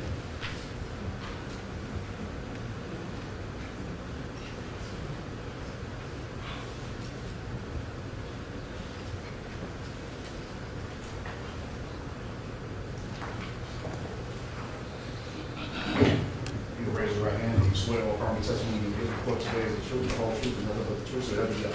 Yes. Please say and state, spell your name for the record, please. My name is Donna Craven, DONNACRAVEN. How do you know Mr. Bullock? I served as Director of Religious Education for Forts McPherson and Gillem. I came to Fort McPherson in 1999, and it was during that period of time that I met him. He served as a volunteer in our chapel programs. I attended church at Fort McPherson, but I also went to Fort Gillem, where Mr. Bullock attended chapel. And I served on the Chapel Advisory Council there, where he also served. He was the worship coordinator for the council, for the chapel at Fort Gillem. He served in many capacities with children, youth, and various programs. I saw him as he volunteered for Vacation Bible School and working with the children, and I saw him at the council meetings. Other areas I did not personally see him, but I know that he worked with the children. He assisted in Sunday school programs and with the men's retreats and those sorts of programs that we had as a volunteer. And Ms. Craven, like I've asked the other witnesses, you understand now he has been convicted of 4 separate counts. Do you still stand by Mr. Bullock? Yes, I do. Do you have a recommendation you'd like to give this judge as to what you think a sentence might be for him? Judge, I ask for mercy and compassion, and I pray for wisdom for your decision. Thank you, Ms. Craven. I'm going to have Mr. Bullock himself to come up, please, and address the court just briefly, and then I'll have some summary remarks. You don't want to preach too long, though, you know. Not today, Your Honor. Realizing the hour. I get grumpy when I don't eat. So I eat something. We respect that, and we're going to try to move right on through this. You will raise your right hand. You swear or affirm the testimony you give before today is the truth, the whole truth, and nothing but the truth. I do. Good afternoon, Judge Baxter. I heard you earlier say you wanted to hear from us, so therefore I will try to summarize this briefly, but it's important that I do speak to you. I'm not here to defend the verdict that was made. I made the choice to stand up and do what I felt was right, and the verdict was rendered. Therefore, I must live within the bounds of the Constitution and go forward. However, today I stand here before you to express a few thoughts for your consideration before you render your decision on my sentencing. It is important for me to share with you who I am, and not just leave it to what the defense DA team has done, or simply the verdict that the jury has given and what it means. And the last word I heard from you when I went off to prison was I was a convicted felon, and that hurt. Not when you said it, but it hurt because it hit me then, and I know what that means, and it's what I've lived my whole life not to do, is to do right, to treat people right, and to always do what's right. So I'm thanking you in advance for your full attention and consideration. I know the time is late, and I know how you get, because I've sat here with you I get grumpy when I don't. Yes, you do. And I will try not to do that. And some of these things I will skip because people have already said them that you know about me. But I served faithfully, as they said, for 18 years, being in charge of multi-million to billion-dollar budgets. And I acquired different skills that I've acquired from my parents. I'm the 6th of 7 children. My parents are deceased, but they instilled into me integrity and to always stand up for what I have to stand up for. And for that, I thank them and I thank the military. But during that time, I served in the military. I've been overseas as well as in the United States, as well as been in the highest level of jobs in the Pentagon. And not once have I ever indicted on anything. Integrity is the core value that they instill in you in the military, and it's what I live by, and I've tried to live by. And I've tried to express it in everything I've done. I love teaching, and that's gone now. But not gone in the sense of being in a former schoolhouse, but I will always give back, and I will continue to share what God has given me, because I want to make a difference in children. I want to continue to help children and not harm them. I went to work every day, approximately for 17 years. 99.9% of the day I was at school. 6 o'clock in the morning, sometimes 7 or 8 o'clock. Not because anyone made me do it, it's because of what I wanted to do. I jumped at the opportunity to get out the military and to do what I want to do, make a difference in children's lives. My wife, who has supported me for 33 years, and I thank her, and I've tried to be a proud husband and father. I'm a devoted family man, that's who I am. I've been active in my children's lives, both my daughter, as well as the young man that I adopted. And I'm just glad to say that my daughter and son could not be here because they both been in college. My daughter is in her 2nd year of pharmacy school, and her son will be graduating in April, and it hurts me to think that I might miss his graduation, but I'm not going to cry.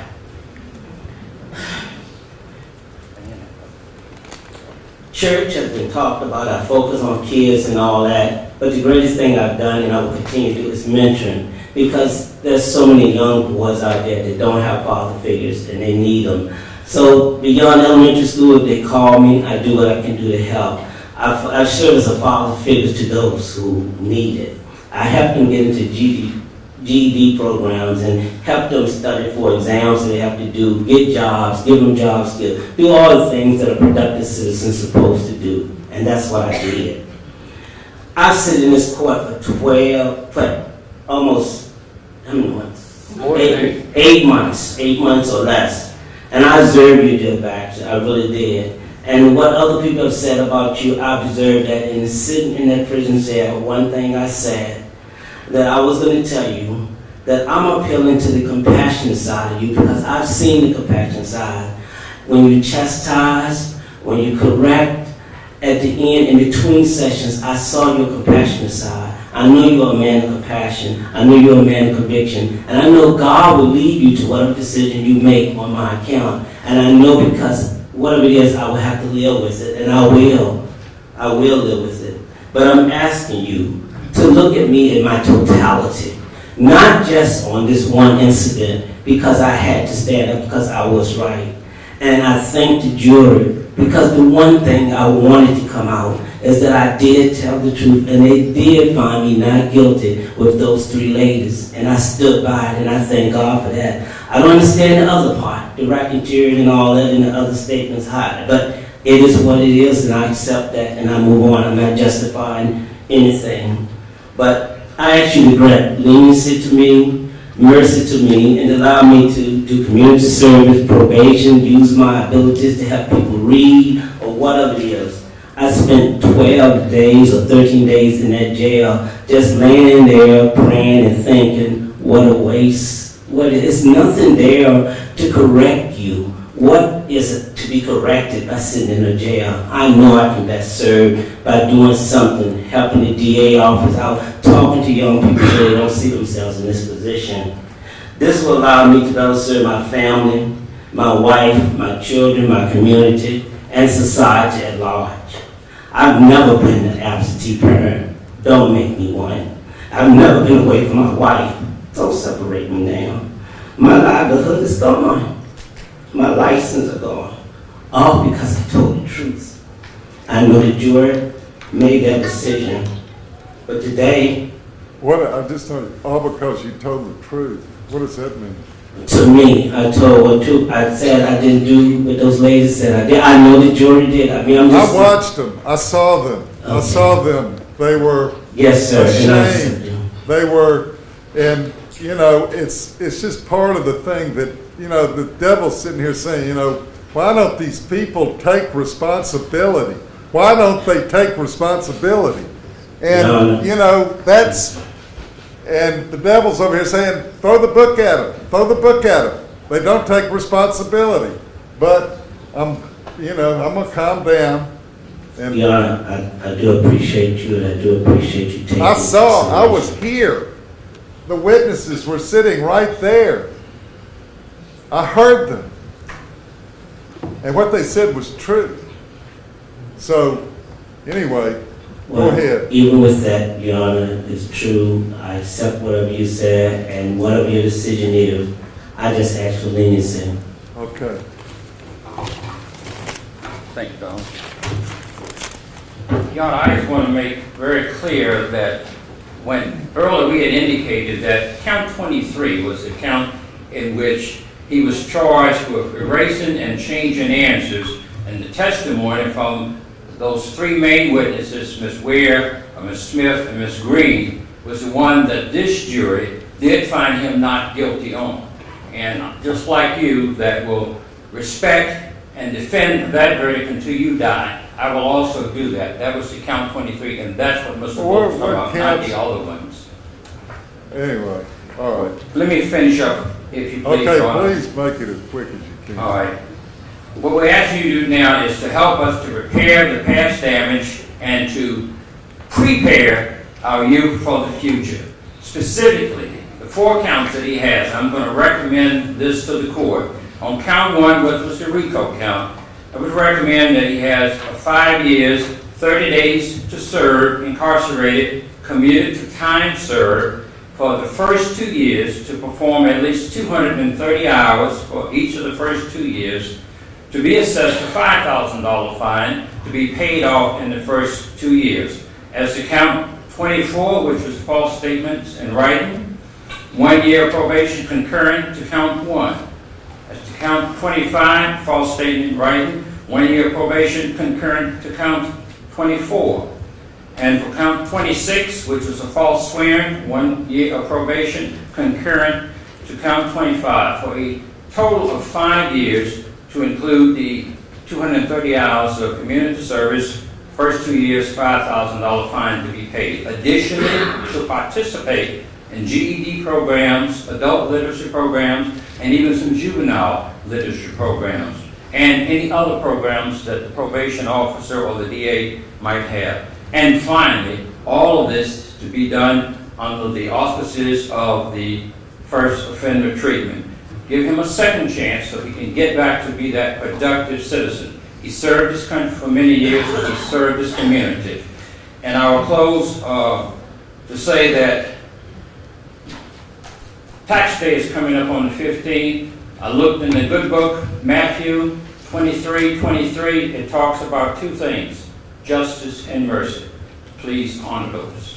Thank you. What does that have to do with tax day? Tax day is the 15th. Matthew was a tax collector. Oh, okay. Oh, I see. All right. All right. Order.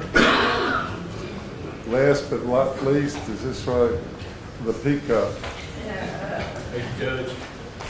Judge, I guess I'm speaking to your left shoulder when I say that we do accept responsibility for our actions and inactions.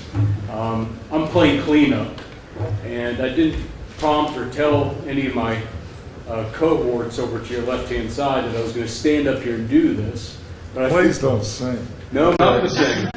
I will, though, if it helps my client. No. That would not be beneficial. The truth is, I try to put myself in your shoes and understand what you're thinking. And right now, I sense that you're thinking, man, I'm hungry. Get me out of here, Ms. Smith. But I'll do my best. I want to play cleanup for these folks to your left because I have sat here for 6 months.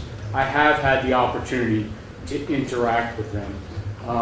And I can tell you, Judge, I'm the one in the back with the bad attitude. I'm the one in the back frustrated over the court system, and they're the ones that come to me with their compassion to settle me down. I can't tell you how many times I'm staying there in the bathroom line and somebody says, Scott, how are the kids doing? How's your family doing? How's your wife doing? I've gotten a lot of suggestions on child rearing from these folks. I mean, Judge, what I'm trying to express to you is they're decent folks. And I know that they are convicted of doing a very bad thing. But I'm expressing that to you because I think you trust me to say you don't see them in the back room, you don't see how they interact with each other, and they're phenomenal people. I want to tell you a little bit about Theresia Copeland. I want to proffer it if I may. I had an opportunity to go up to her house and meet with her, with Ryan, and we asked her, tell us about growing up, tell us about yourself. And she said, I grew up in a small town. It was a very poor town. It's called Lafayette, Alabama. I never even heard of it before I met Theresia. She said, look, in my town, if you're African American, you live on one side of the tracks. You become either an educator or a mortician if you want to get ahead in life. And I had the privilege of meeting and being taken under the wing of an educator by the name of Miss Rainwater. She was a white PE teacher, and she convinced me to try out for cheerleading. And she convinced me that I could be something other than Lafayette, Alabama, to go on and become something. And she grew up the daughter of a World War II veteran. Both parents never went to college, which was very similar to me, so I empathized with that. And what I sensed from her was that she was kind of daddy's girl. And I asked her, tell me about what prompted you to choose education. And she said, well, Miss Rainwater taking me under her wing and becoming my friend. And I wanted to be that to children.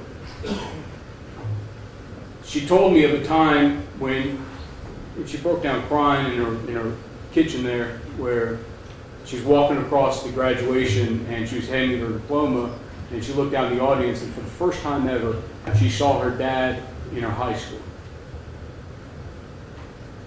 And for her, she started crying when she was telling the story. For her, it meant everything. And her dad and mother are now deceased. She's been married since 1980 to Luther Copeland, who sat in this courtroom every single day, drove her to the courthouse every single day, and drove her home. They've got 2 children. And I tell you this because, there's people that deserve jail time. There's people that deserve to be incarcerated. And let's be frank, probation is not easy. It's not. It's like having 1 foot on the street and 1 foot in the jail. And you're under restrictions. And I believe wholeheartedly that Theresia will abide by those restrictions. It'll do no good. As Mr. Bullock said, he sat there in his holding cell looking up at this, up at the walls. Just don't see it serving the community. And I sense from you, the frustration you have with Beverly Hall and her leadership, and I get that. And I know that the court won't take out its frustration against Beverly Hall, against Theresia Copeland. She's this piece of the puzzle, right? But what I will tell you is, I live in Sandy Springs. I'm in touch with my community. I'm very active in my community. I interact with people. I talk to people about this case. And I know that you're getting it from both sides, but I believe them to be the fringe. I think the majority of people don't believe that incarceration is the answer. But what you and I know is probation is kind of like incarceration, because one little slip up and you're going to be back in front of the court and you're going to have to answer. And so I put myself in your shoes.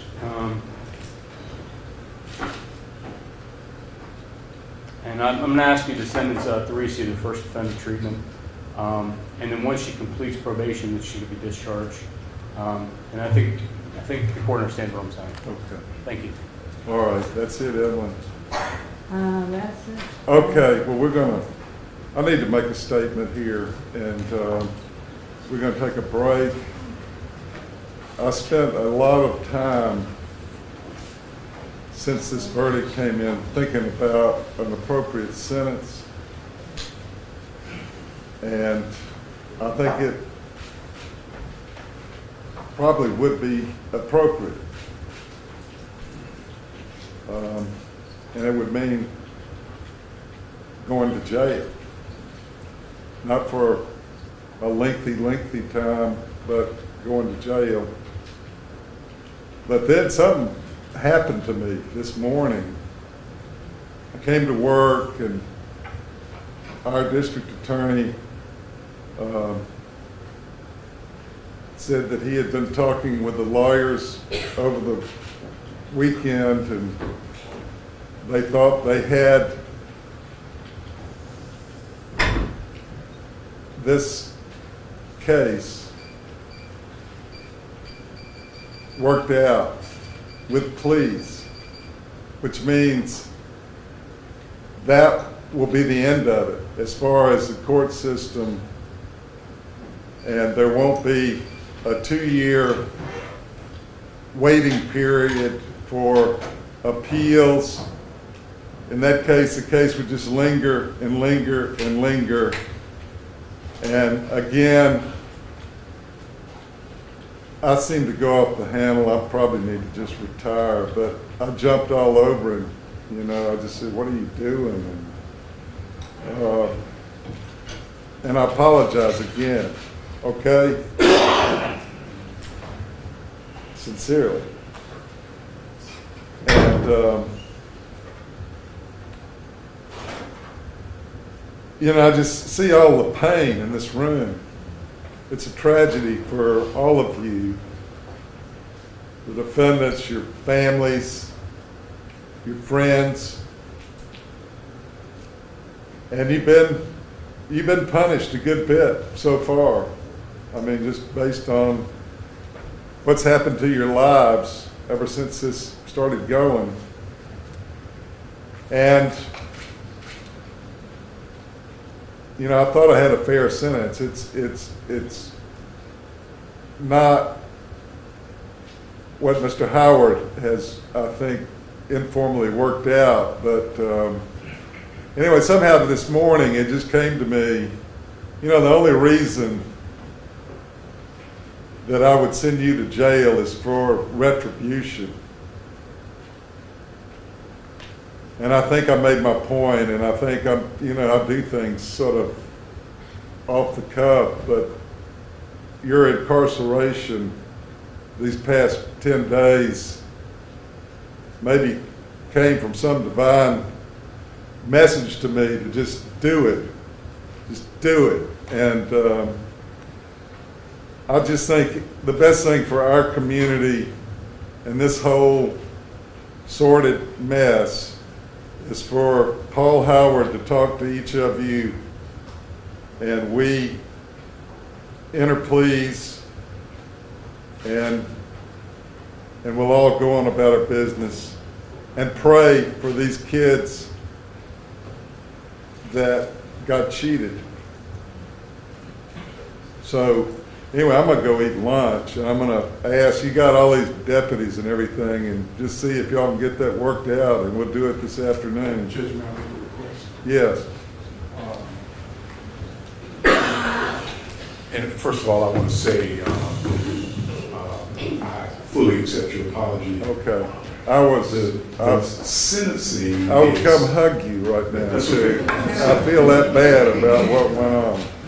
I lost my mind in my office. Okay. But Judge, I think the reason that happened is there's a lot of tension.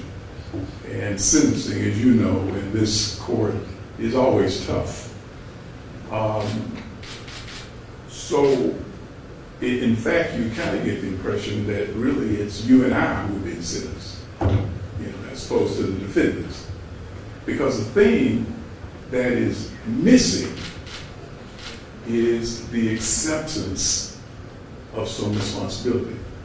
So this is what I want to ask. While we take this hour for lunch, We've got a lot of the community leaders that are here in court. And, you know, the question that you asked is a really very practical question. In fact, as you know from reading the accounts of the jurors in this case, what the jurors ask is, I wonder why they didn't just go on and enter a plea and move on. So during the lunch hour, I'm going to go up to my office.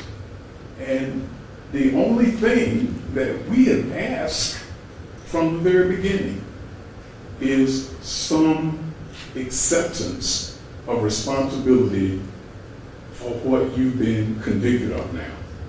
And I'm hoping that when we return, that maybe we can get someone who to do that. And I believe that people who accept responsibility, that their sentences ought to be different from people who don't. And Your Honor, what time will we return? I don't know, what about it, Evelyn? Evelyn's worn out, I know. Hour? Yeah, let's just say. 3 o'clock? Let's be back at 3 o'clock. All right. Okay.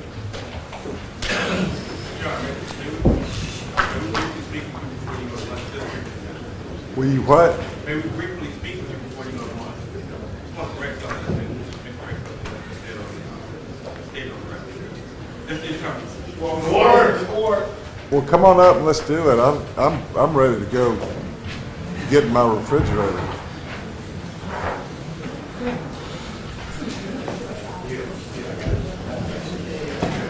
Welcome to order. Welcome to order.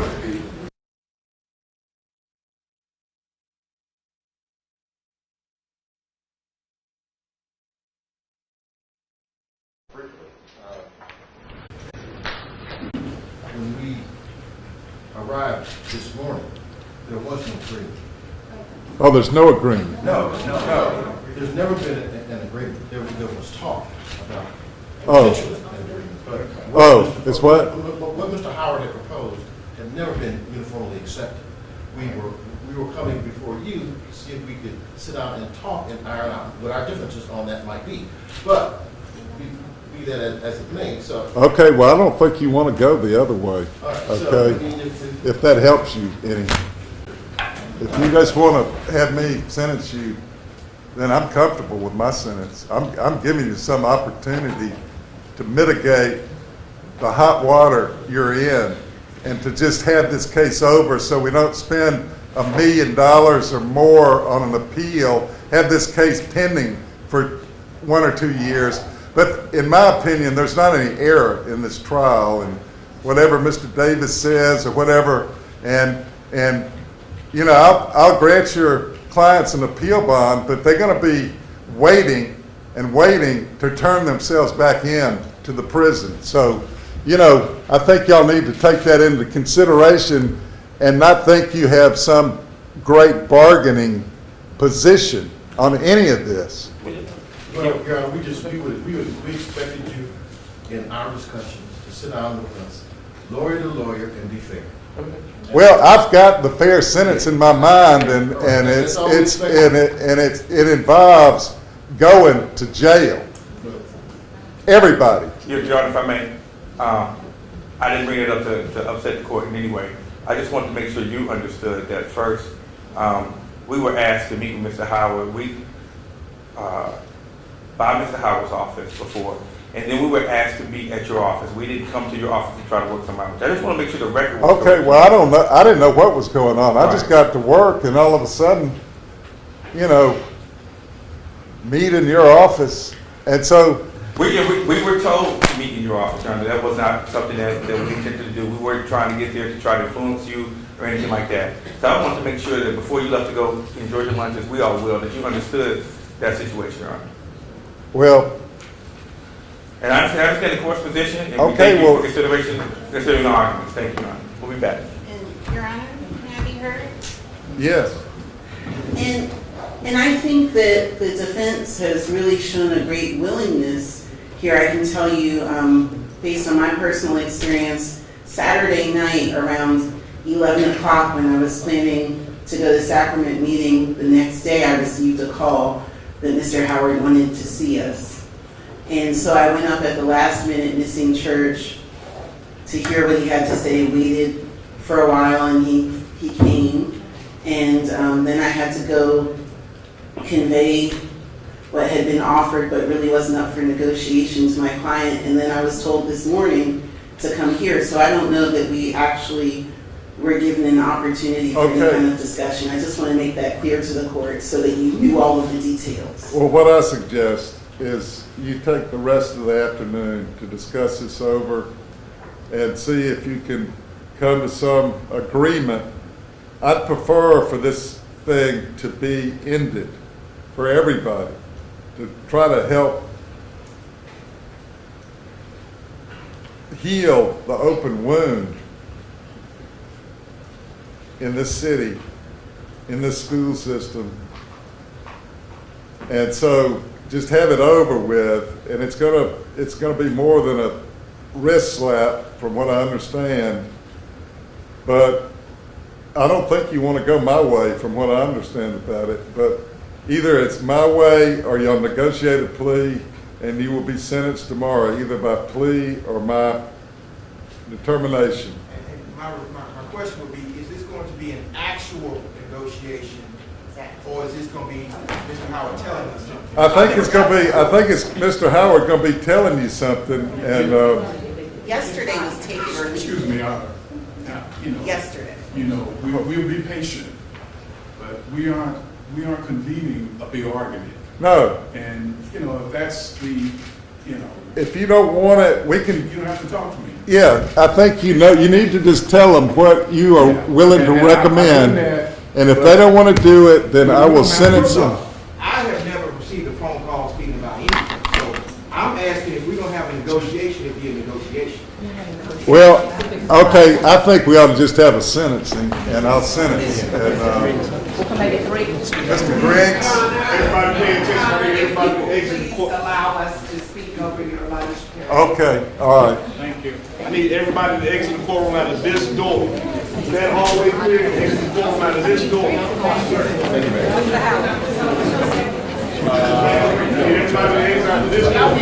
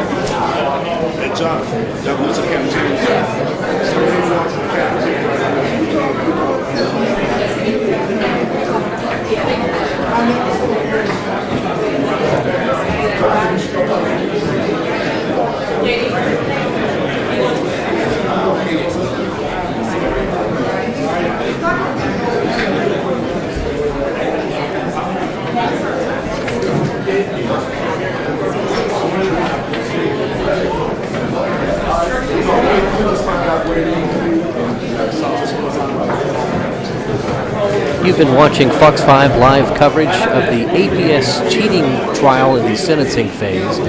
In just a few moments, as you can see, the courtroom will vacate as they go to lunch. We will stay with this live picture as long as we have it. We do expect the courtroom to empty out here momentarily. As soon as everyone is back in the courtroom this afternoon, we will continue our live coverage on this channel.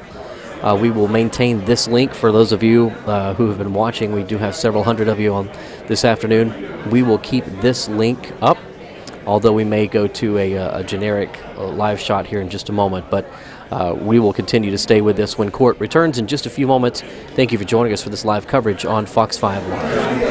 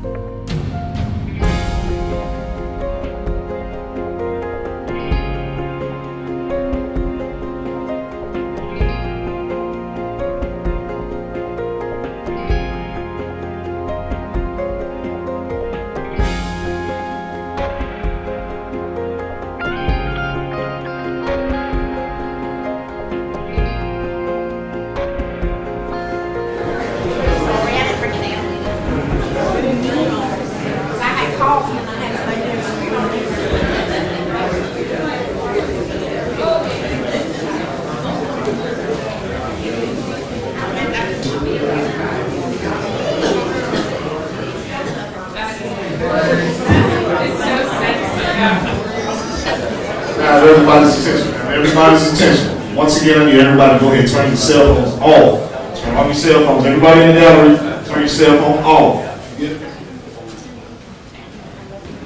Also, remember there will be silence in the courtroom while the proceedings are going on. Absolutely no talking. There will be silence in the courtroom. Thank you for your cooperation.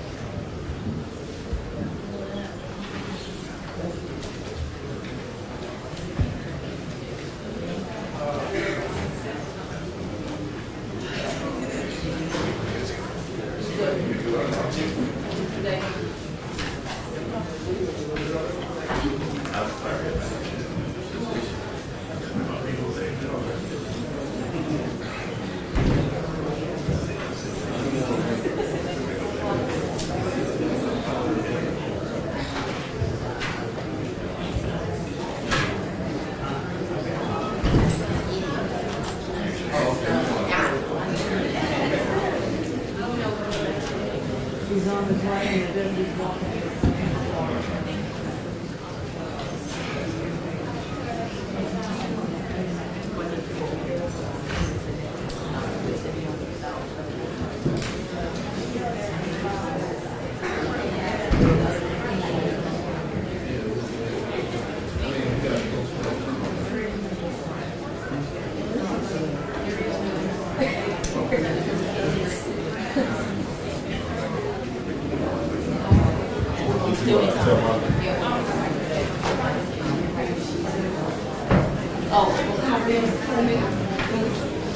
Welcome to order.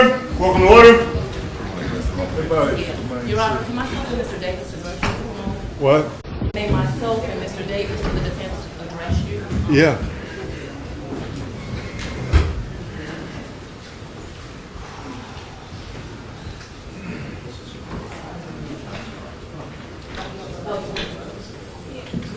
Does this need to be on the record? No.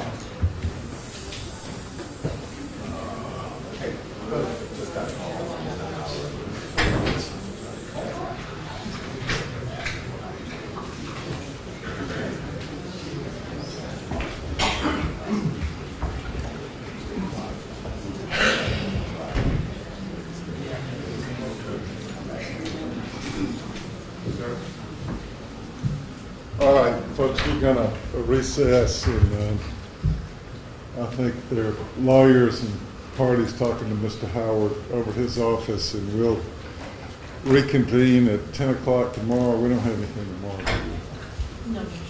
10 o'clock tomorrow morning.